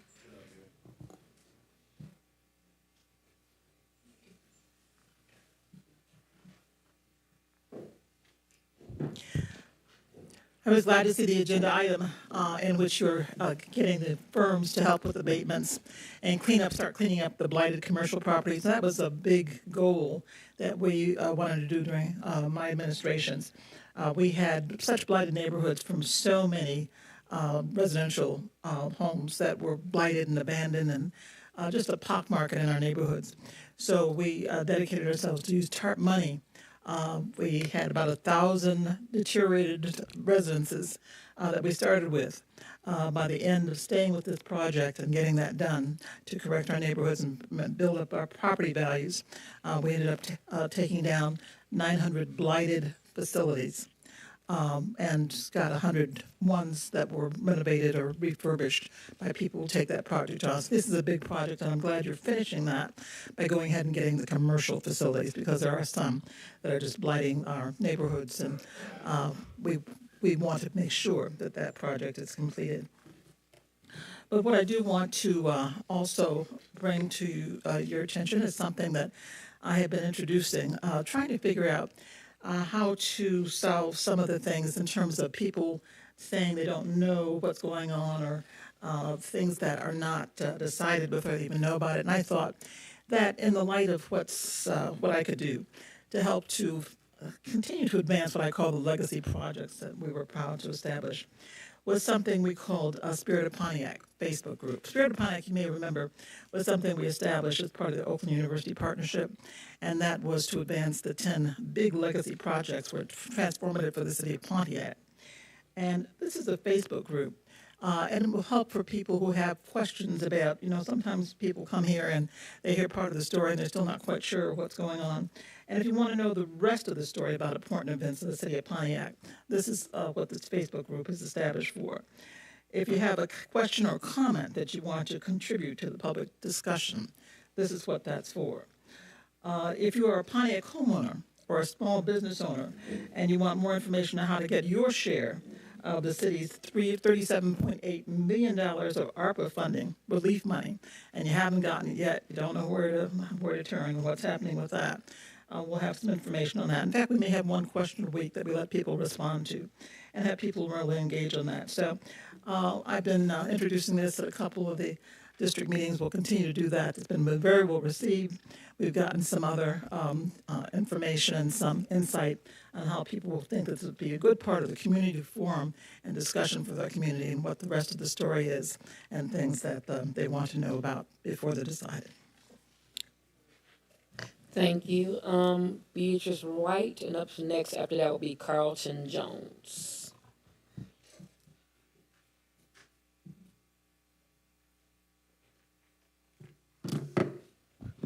Good evening again. I want to talk about several things. So I get what I'm going to do is just highlight some interests that I have.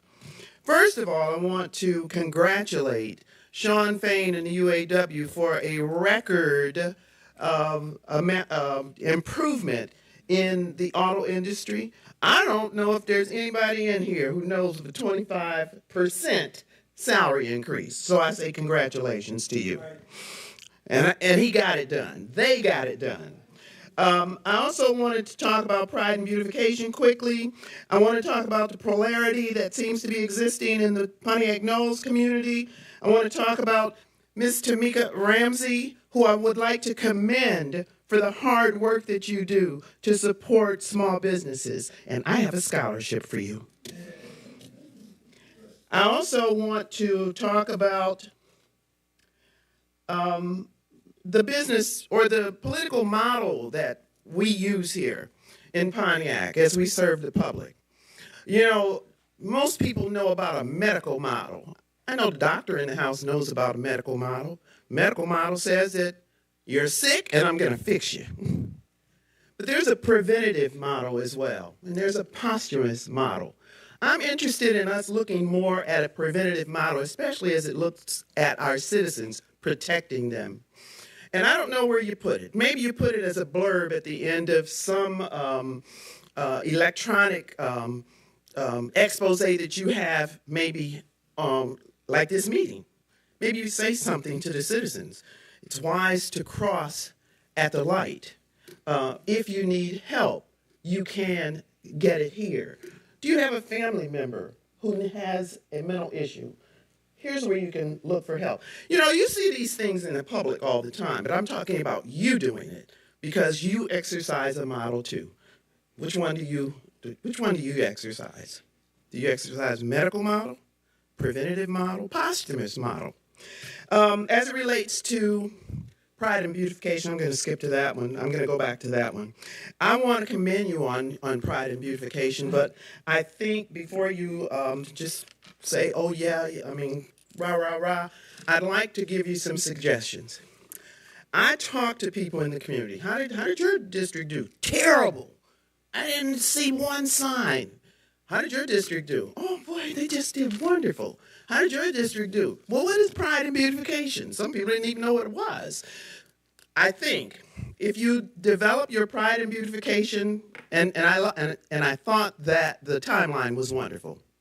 So I wouldn't mess with that. But I would seek out horticulturalists in your district who help you do this, you know? And I would, and just give me 1 second more. And I would, when you plant those signs, people are very excited when you plant those signs. Give them an invitation to your reception right at that moment. That's when you have them. That's when they'll put that on their refrigerator and they'll show up. And you won't be sending me home with all of your beverages and food. Thank you so much. Carlton Jones, and after that will be Pastor Kathy, and then after that will be Tamika Ramsey.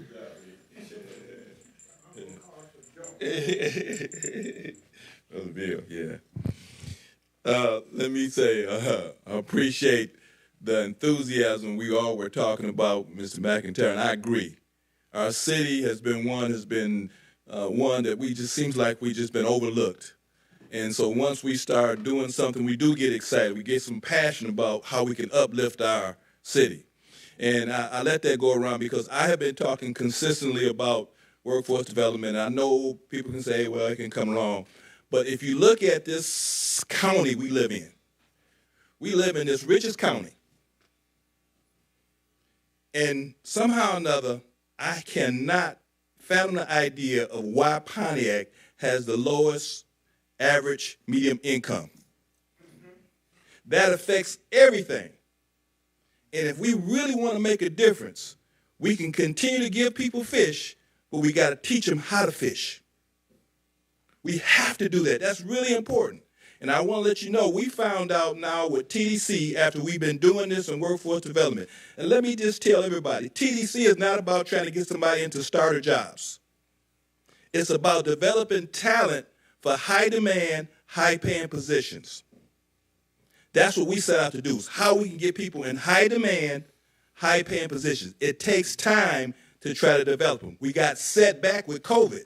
So if we get some COVID relief, it would be nice to see how we can help individuals come along and get the proper training so they can increase their income level.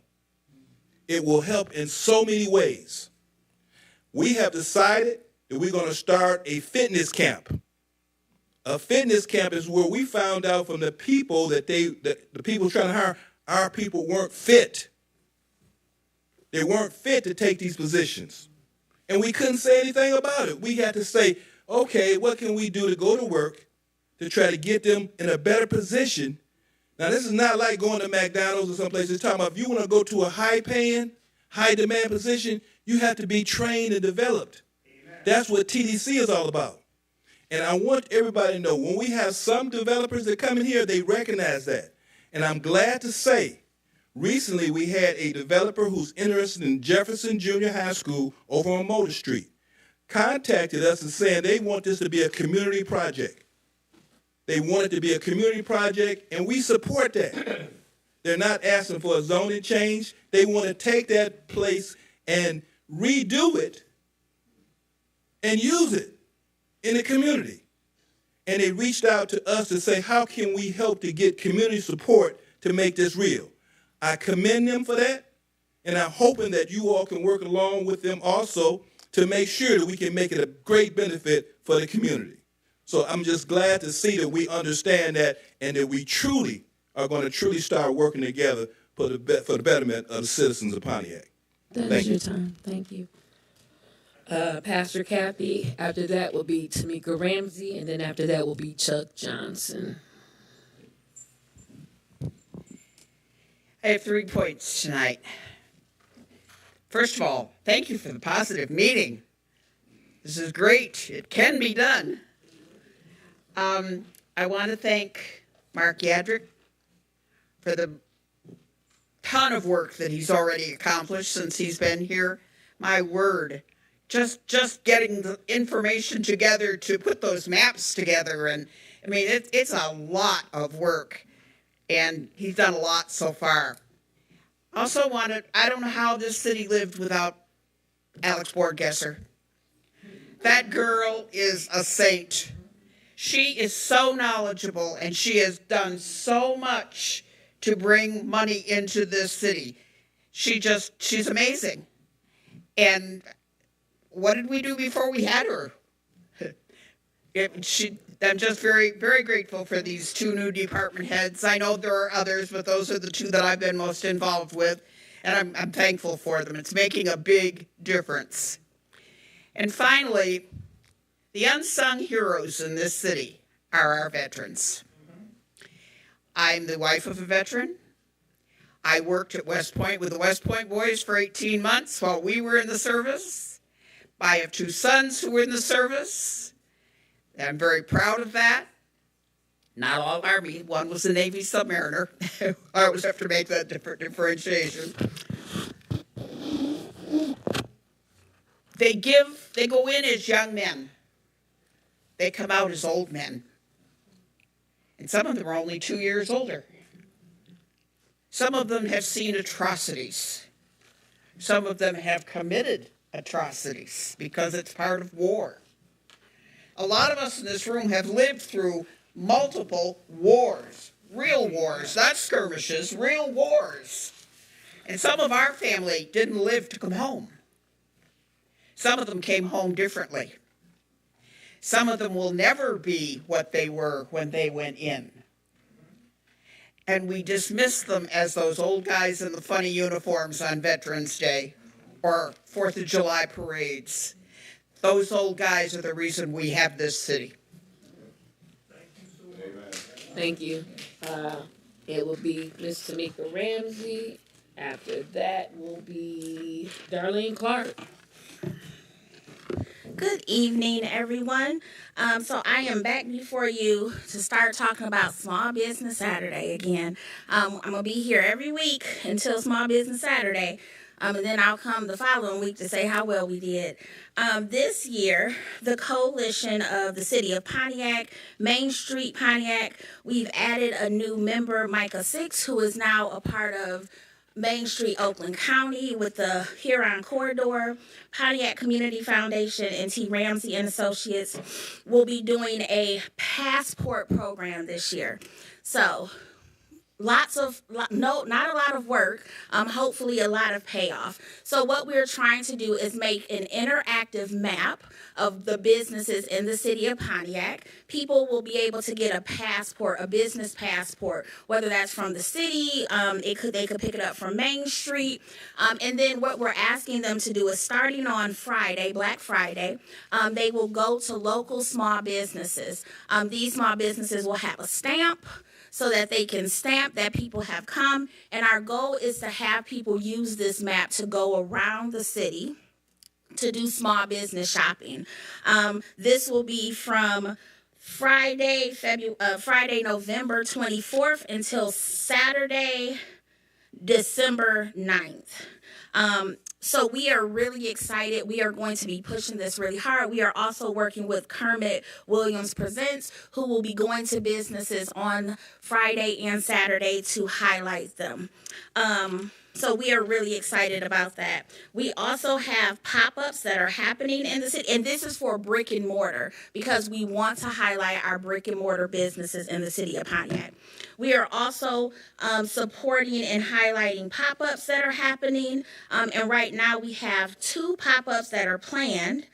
We have Dre Jeter, who will be doing, Dondre Jeter, who will be doing a small business Black Friday pop-up on Friday, November the 24th from 4 to 6 at his space at 374 North Telegraph. This will be small businesses that are vendoring, so those with non-brick and mortar. We will then have on the 25th, Pontiac Small Business Saturday hosted by Councilwoman Melanie Rutherford, presented by Luminosity Naturals, Consult Chris, and The Strand. We also have Lee Grayer, who is also at 248 Hotspots, who will also be doing a pop-up, and Isha Branner will be doing a pop-up with her Women in Small Business group. So we talk about supporting small businesses. When we support small businesses, we support our community because those dollars get reinvested into our community, and I'm hoping that everybody will be a part of this program. Thank you.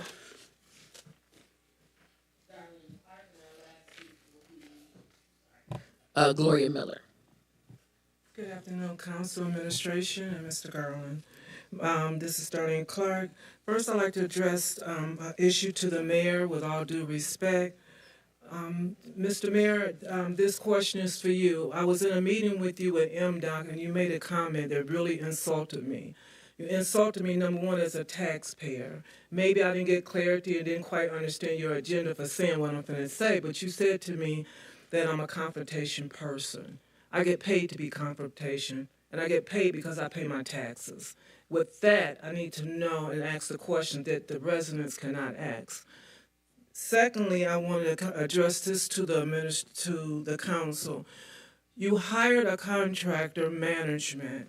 2 questions that I didn't hear you ask throughout this whole duration. Number one is that how much is this construction manager, what is his income going to be? Is it going to be 20% of the job rendered, or is it per job? Most contractor managers get paid per job, 20% and more.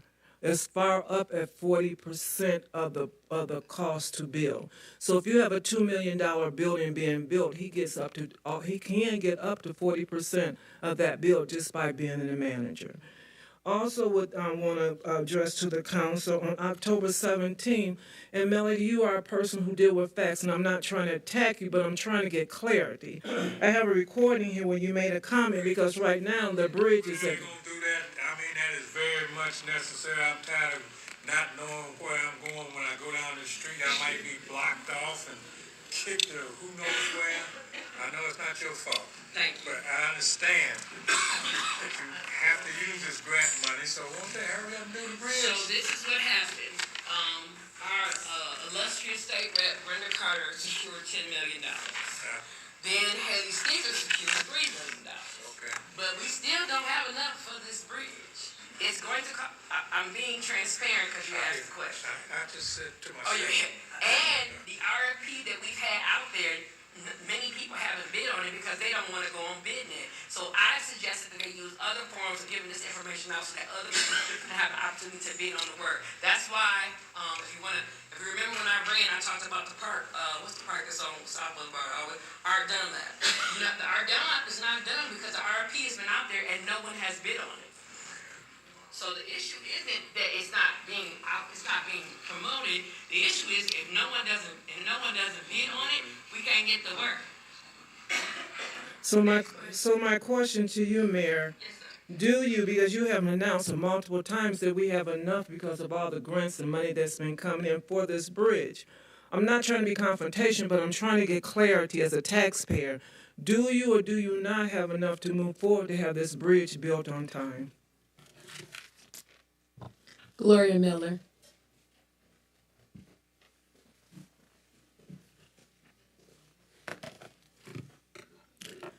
Okay, first I want to start with some business for the city, since I'm getting a lot of calls in my district. Councilman Parker, there is a home on University. I contacted you when I think when you first got in office.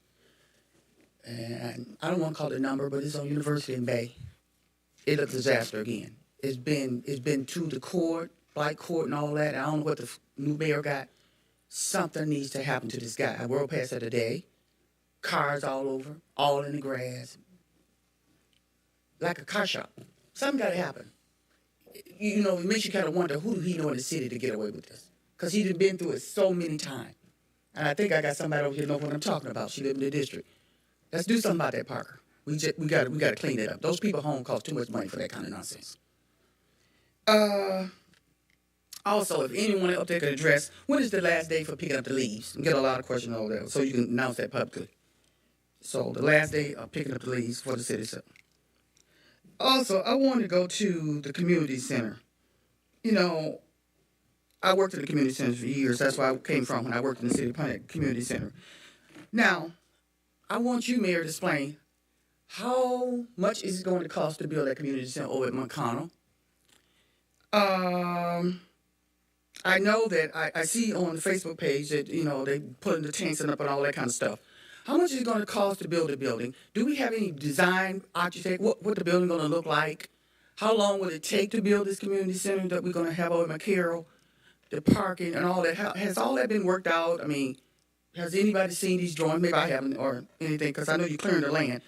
But basically, what I'm really concerned is how much it's going to cost to build a community center. Because when I was on the council, I met with many investors, and we only had $2 million, and I was trying to find someone that could match the funds, because it's going to cost a lot of money to build a community center.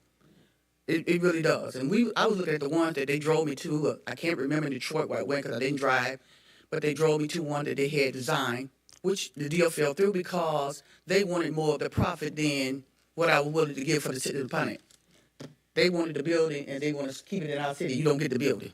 It's ours. So I turned that down. That's how you do that. You'll never betray your people. So that's why the deal squashed, if you want to know what happened. But it was good to listen to them because it takes money to build that community center. And you got to have people to run it. You got to have staff. And me working in the city of Pontiac for many years, being in the rec is nothing like we used to do back in the day, or running that rec center. It's very, very organized. And I just want to know those few things in regards to that. And I can vouch for that tape. I was at that meeting on October 7th over at the Capitol House, and Ms. Rutherford did state that. It brought me so back, I got up and left. So, Mayor, as you said, misinformation, got that on tape. You've been saying you got that money for this bridge. Ms. Rutherford said you don't have anything. But $10 million. Said 13. That's 13. Your time. That's what I said. That's your time. Okay, thank you. You're welcome. Does that conclude public comment? Absolutely. Okay, so just really briefly, the question was asked, what we voted on tonight with at-risk construction managers We clarified the ordinance to clarify that the city could utilize that. We did not hire any construction manager or at-risk construction manager firm tonight. It was an ordinance amendment that took place. All right, we're at two brief discussions here. Number 10, national news coverage of Oakland Forward work with the Pontiac Warrants Clinic that received national news coverage on PBS NewsHour. You heard Council President Emeritus Kermit Williams speak about that, so we've addressed that and celebrated that received positive news coverage for the city of Pontiac. Any further discussion on that motion, on that topic? And thank you, Councilman Goodman, who did work on various of those warrants clinics as well. Hearing no further discussion, I'm going to move on to the second item, number 11. Oakland County has announced their initiative for retiring medical debt of eligible county residents. I was looking up to confirm the information I was going to share with you, so I apologize if my reading of that was disruptive, but this is a big deal. So Oakland County is using $2 million of their American Rescue Plan funds to eliminate $200 million of medical debt for Oakland County residents. So it's a nasty secret in our capitalist, weird hodgepodge system that we have, but that businesses and hospitals sell medical debt for pennies on the dollar. So even though you're charged and you have an outstanding balance, they're sort of shopping and trading around that debt. And so there's a nonprofit that started called RIP, rest in peace, Medical Debt, RIP Medical Debt, that buys up that, potentially profitable debt at pennies on the dollar and then forgives it, wipes it out as an altruistic to try and relieve that burden. So there are right now in Oakland County 114,000 residents out of the 1.2 million people. There's 114,000 residents that currently have outstanding medical debt in Oakland County. And this program could help up to 80,000. So that means of the 114,000 that have any medical debt in Oakland County, up to 80,000 could have this address their medical debt because they'd be buying with $2 million. They're buying $200 million worth of medical debt. So residents have asked me, how do I find out more? How can I sign up? So I want to share for you what they've shared so far is that there's no application. That beneficiaries, if you're qualified, if you're eligible, you'll receive correspondence from RIP Medical Debt in Oakland County saying as much. And that might be a number of months, as many as 6 months, and we'll keep you updated when we find out more. But this is likely to impact many, many, many Pontiac households in a favorable way. The average Oakland County resident has about $2,500 in medical debt if they have that. Obviously, some have a greatly advanced. The qualifications that are required, at least what they've shared so far, is that whatever the federal poverty level is, it's 4 times that. So I was doing some math on my phone, and I'm sorry if that was distracting. It looks to be that means for one person, a single person, that'd be about $55,000 if that was your annual income. So it means there are many Pontiac residents that would be eligible for that. That's qualification A. If that isn't you, if you have a higher income, the other qualification is that if it's over 5% of your income is gobbled up by that medical debt, you qualify that way. So those are the 2 categories that qualify. Again, RIP Medical Debt is the entity that would be reaching out to you in the coming months. We'll let you know when we find out more because we're watching this very closely. We know this is a game changer for a lot of Pontiac families. And it's a very limited, very small investment, and it can have a very big payoff. So we want to make sure that you knew that the county was taking that action. Councilman Goodman. And I want to give a personal shout out to a friend of mine that is on the commission for being very adamant about doing this for a while, being Commissioner Charlie Cavell. This was a personal project of his for a very long time. We've talked about it repeatedly. At one point, we were gonna. It was a discussion for one of my projects, but he's been pushing really hard for that. And I'm glad to see that it finally came to fruition with some of that ARPA money. Further discussion? Again, we will keep the community updated if we find out, when we find out more in terms of when that process starts rolling. But you can feel free to notify us if RIP Medical Debt starts contacting you. Of course, we encourage every resident to be vigilant. There are always scams rampant, trying to target vulnerable populations and prey on people. So you can always contact city government if you need some confirmation. We could try and help clarify that. Check with the State Attorney General's office if you receive anything that you think is suspicious. Hearing no further discussion, let's move on to public communications. District 5 has their monthly meeting this coming Thursday, November 9th, 6 p.m., held at the Lion's Den, and there's a virtual Zoom option for those interested. The link available through the city's website. For more information, contact your city councilman, Councilman Parker for District 5. The Dirk Kroll Band, a Pontiac band, is playing live at Pontiac's Little Art Theater Friday, November 10th, 7 p.m. On November 11th, you heard about the Veterans Day Parade, 11 o'clock a.m., starting at the American Legion on Auburn Avenue. Also November 11th, the Historical Society and the Creative Arts Center has a gala auction. That's Saturday evening from 6 to 9 p.m. And then next Monday, the 13th, is District 7's monthly meeting from 7 to 9 p.m., held at Prospect Missionary Baptist Church, 351 Prospect Street. You can contact me, Mike McGinnis, District 7's councilperson, if you have any questions. There are additional community items that we have listed on the council agenda. You can access that if you'd like to get more details, and feel free to let us know if other information needs to be included. I will also flag, again as a reminder, City Hall will be closed this Friday, November 10th, in observance of Veterans Day. Mayor Greimel, your communications. Thank you, President McGinnis. Just two things to mention. As I've mentioned in past weeks, I want to make sure that everyone has their calendars marked for this year's Holiday Extravaganza Parade.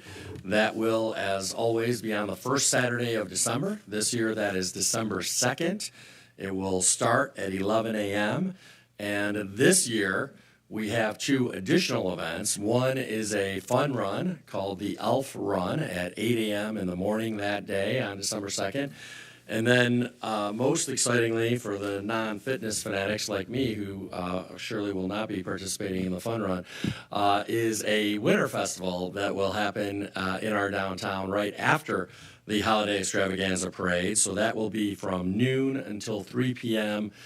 In our downtown immediately following the Holiday Extravaganza Parade.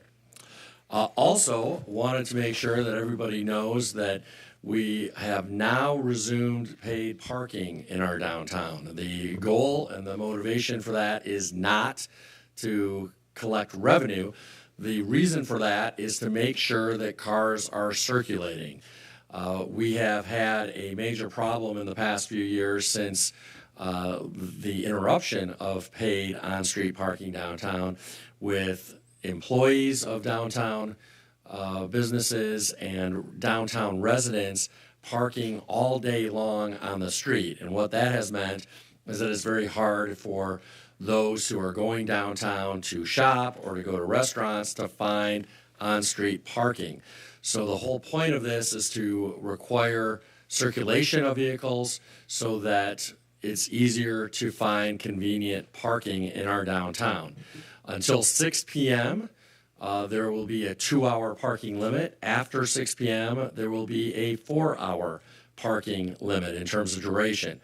People can pay either at the kiosks, which have all been restored to operation downtown, and those do accept both credit cards and debit cards, but also coins, except for pennies. So please do not try to pay in pennies.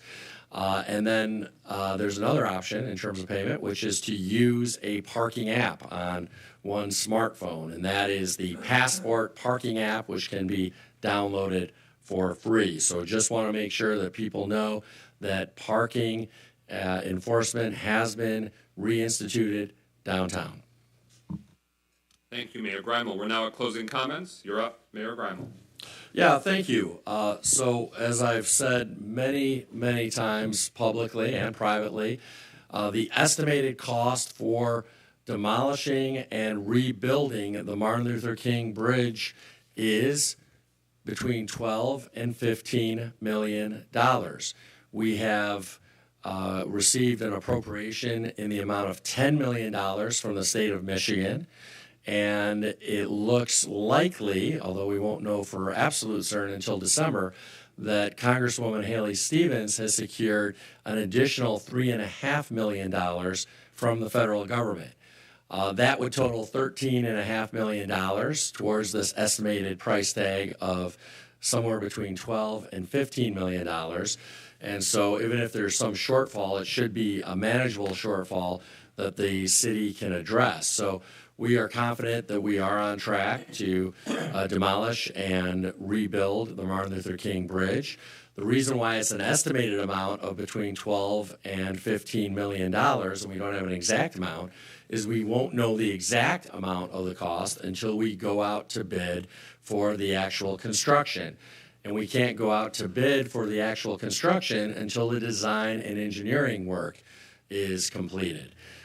We won't be able to begin that design and engineering work until we have a signed agreement with the state to receive that $10 million. And that's because in order for that design and engineering work to be covered by that grant, and in fact probably or possibly at least to cover the construction work, we'll need to make sure that that agreement is signed before the design and engineering work is begun. We expect that agreement to be to us from the state. We hope anyway that it'll be to us this month so that we can get that signed and then we can commence and begin the design and engineering work. That design and engineering work will take about a year. Then we'll go out to bid based on those design and engineering specs and get a contractor on board to actually demolish the bridge and build a new bridge. That will also take about a year. So we're still a couple years out, but we do believe that we will have adequate funds between the state and the federal allotments to make that happen and make that a reality. As posted on the city's website, the last day for yard waste collection is November 30th. So we started yard waste collection in the spring. The last day for that is November 30th, and that pickup day is the same as your regular garbage pickup day. So it'll be November 30th for those who have their regular day of garbage pickup falling on November 30th. But if your day for garbage pickup falls during a day that is in the week immediately preceding November 30th, that will be your household's last day for yard waste. So it'll end the week that ends on November 30th. And so plan accordingly to make sure that you have your last day of yard waste out at the curb, whatever your regular garbage pickup day is in the 7 days preceding November 30th. And then finally, I want to give just a quick update in terms of the conversations regarding amending the settlement agreement with the City of Pontiac Retired Employees Association. We have agreed in concept to everything, including a guardrail around the spending on retiree health care for the Voluntary Employee Benefit Association, or VEBA.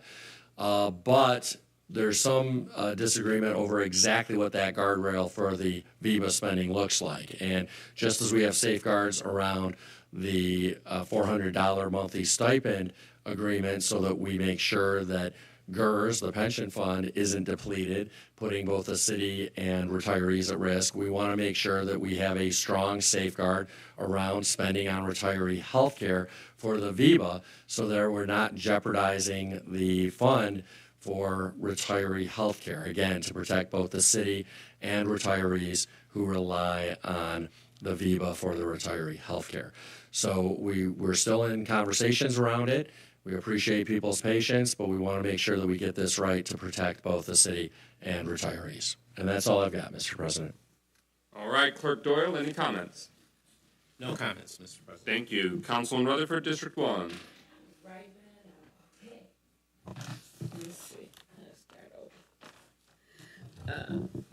The greatest discovery of all time is a person that can change his future by merely changing his attitude. That was said by Oprah Winfrey. The change that's going on within the city starts from within the citizens. If we keep holding our leaders to higher standards, then we can not only change how we feel, but we can change this community. I wanted to highlight some of the changes that are going on in regards to District 1, and the number one thing would be code enforcement. I don't know if you've met Mr. Dwayne Watkins, but he's doing such a superb job of answering the call and being a change agent. His inspections are oftentimes greeted with less resistance because he's honest and he has transparency. I myself have been on the opposite side of getting my home inspected and having to be explained to step by step the things I can do to ensure that I'm being treated fairly as a renter, and also now in my transition to becoming a homeowner. I appreciate that. I also appreciate all the group homes that have turned in their paperwork so that they can be under the rules and regulations that this council has set forth. The most important thing that's happening in District 1 in the coming weeks is the neighborhood association meeting that is happening with Ms. Rosalind Northcross. That is on Saturday. We also have the CEC meeting that's coming up on the 24th. But the highlight would also be my District 1 Coat and Turkey Drive, which is going to be November the 18th from 1 to 3 at City Hall. We will be cutting off the registration as of Friday. So you have Friday to register for the coats. We have coats that are being delivered daily. Lastly, I ask that you please continue to pray for the seniors in District 1, especially Ms. Ragland, so that she is feeling better. And last but certainly not least, I ask you to continue to pray for this council and pray for yourselves. Have a great evening. Thank you. District 3, Councilman Goodman. Just want to keep it brief. I am looking into the concerns about dumping at the property on Kennett, as well as continuing to look into the structure being built on Monticello. But with that, I will say good night. Thank you. District 4, Councilwoman James. Yes, I want to thank everyone that came out for my amazing District 4 Community Council meeting and holiday celebration last night at 5:30. I want to thank our president, Mike McGinnis, for being present with us, for Mayor Tim Grimel being with us, Jack McIntyre with Code Enforcement, and our special guest was State Representative Brenda Carter. So we had a wonderful occasion. I appreciate all of the support, the people that came out. That will be our final meeting for the year. District 4's next meeting will be January the 25th, Thursday, January the 25th, 2024. So with that, thank you very much.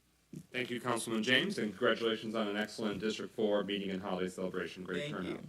Councilman Parker, District 5. Thank you, Brother President. First, I want to thank microphone. My voice is big enough. Thank you again. I want to thank Pastor Kathy Desrow for always being available to pray for us and give us our invocation every time that she's here, and I'm glad that she's feeling much better enough to be in attendance. I want to congratulate my friend Monique Sharp, Judge Sharp, for her appointment. I want to remind everybody about our CDC meeting tomorrow, the 9th of November at 6 p.m. in the Lions Den, City's Lions Den downstairs. It will start promptly at 6 p.m. If you, for whatever reason, can't make it there, if you go to the city's website, there is a Zoom link that you can look on and find out and be able to attend via Zoom. Someone had sent me a letter regarding my sitting at the desk and not getting an update on GERS. I don't know who sent it. They didn't sign it. But there's two reasons I don't necessarily talk too much about GERS. One is I attend the GERS meeting, but I don't attend the CPR meeting, and I don't attend the VIBA meeting, so I don't know all that has been discussed. And I could give you wrong information. But for the GERS meeting that I do attend, the mayor has done an excellent job of updating you on what happens at that, and I don't see any reason for me to repeat what he has already said, since he's the primary person who has attended all the other meetings and know where all the bones are buried. So if I have not updated you, it's because I don't go to all the meetings that are necessary for me to give you a good, clear, concise update, and the mayor does do that, and I know he updates you periodically. There may be weeks where nothing is moving, so there's no reason to give you an update, but when some movement has taken place, he has given you an update, and since he knows from the other meetings what has been discussed, I don't see any need to add to what he has already said. Now, if we have problems with that, please come see me at my office or call me on my phone, 248-758-3019. Or if you have a problem calling that number, you can reach me at 248-904-7178. And I just wanted to, there will be, I know some people have been concerned about what's going on at Lancaster. There has been multiple meetings with the administration as well as HUD representatives and the management company at Lancaster regarding some of the issues that are going on. Don't want to really get into that discussion here, but portions of that will probably be discussed at our meeting tomorrow, and there will be a follow-up meeting with all those who have had some concerns to make sure that all the issues that we're trying to get addressed appropriately. And with that, Mr. President, I say good night. Thank you very much, Councilman Parker. Thank you for your service to the people of Pontiac. Good evening, I'm Mike McGinnis, District 7 City Council person. First and foremost, our next monthly meeting is Monday, November 13th, 7 p.m. at Prospect Church. I just saw a text message come through from one of our residents of District 7 saying, better have good food for us. If I'm trying to keep up with Councilman James, I better step it up. But I want to invite everybody, please come so that way we can dive into the various different projects and developments that are underway in District 7 or that have been discussed. We're going to revisit what we received a presentation on previously about the residential infill overlay district. That's about talking about having smaller or more compact developments allowed in certain designated concentrated neighborhoods on the east side, which includes District 7. So we want to make sure that everyone knows about that continuing research and review for that matter. We are looking to see potholes patched as much as the weather allows on the east side. Want to flag specifically Anderson Avenue between basically Auburn North, and I've heard that Marshall still needs patching from Auburn South. So I'll follow up on those previous requests. But if you know of any potholes in your street in District 7, please make sure we can get those in now, because they're going to be making a transition from hot patch to cold patch, and that's a rough transition. We can still get them patched, it just won't stick as long and it won't be as valuable. So we want to make sure we get it while the weather can, and that window might already have closed. So I just want to, be candid with everybody. So for the sake of time, I will leave it at that, but I did hear the feedback from this evening's public comment about prime beautification. We have worked with the city council staff to outline a map. When we were awarding those or even deciding when the signs would happen this year, we had not decided on a reception. So we're pleased that we brought back the reception now for the first time in a few decades, and we're going to plan next year with that baked into the cake, so that way we can communicate that every step of the way. Thank you very much. Oh, Councilman Parker. If I may, I believe I may have given the wrong date. Yes. The date is Thursday, November 9th at 6 p.m. for the District 5 CDC meeting. Please join us again, November 9th. That's Thursday at 6 p.m. I look forward to seeing you, each and every one of you there. And thank you, Ms. Miller, for letting us know about the building on Bay and University. Very good. I'll just note that there's very big news that have come out of Lansing to benefit all of us taxpayers in Pontiac and the Pontiac School District. State Representative Carter and our State Representative Moss have been able to get in the supplemental budget, meaning they did the main big budget, and there was sort of a PS budget that just went through in the last few days, and it eliminated school district debt as it relates to the Pontiac School District. And so that's a very big news, $18 million. This is a bit of a PS, because I don't think the governor has just signed it just yet, but I imagine that we'll have more concrete information that we could share with you at the meeting or the meeting to follow, so that way the community can know what that means, so we can celebrate that along with our partners at the Pontiac School District. But essentially what that means is that that's no longer on the backs of the administrators of the school district trying to deliver quality education, pay teachers, do what they need to do with the facilities and buildings. But also, it's off the backs of all of us taxpayers, because that would have, one way or the other, that the bill would have come due. And so that legacy debt, the deficit was eliminated, and now the debt had been eliminated. So that's a nice follow-up punch. It was over $18 million for Pontiac. There was very substantial elimination of debt for Ypsilanti's public schools, which is a godsend for the Ypsilanti community. We celebrate and send our regards to them and other school districts that were identified as well. I believe the Inkster community received much needed relief. Their school district was eliminated by the state of Michigan, but the debt remained there like a sort of a phantom that was a burden and a black cloud over the taxpayers of multiple different black and brown communities with legacy debt that in many, many instances it's not the residents' fault or obligation or burden, but they are still saddled with that debt. And so it's a big deal for Pontiac, and we'll share more about that so that way the community can know about the big news. So that's on top of the tens of millions of dollars that was also news in the spring, summer. This is a nice exclamation point that followed the budget process for this year. Thank you very much. Is there a motion to adjourn this evening's meeting? It's been moved by Councilwoman Rutherford, seconded by Councilman Parker. Hearing no discussion, roll call on adjournment. Clerk Doyle. Goodman? Yes. James? Yes. McGinnis? Yes. Parker? Yes. Rutherford? 5 yeas, no nays. Motion carries. We are adjourned. Have a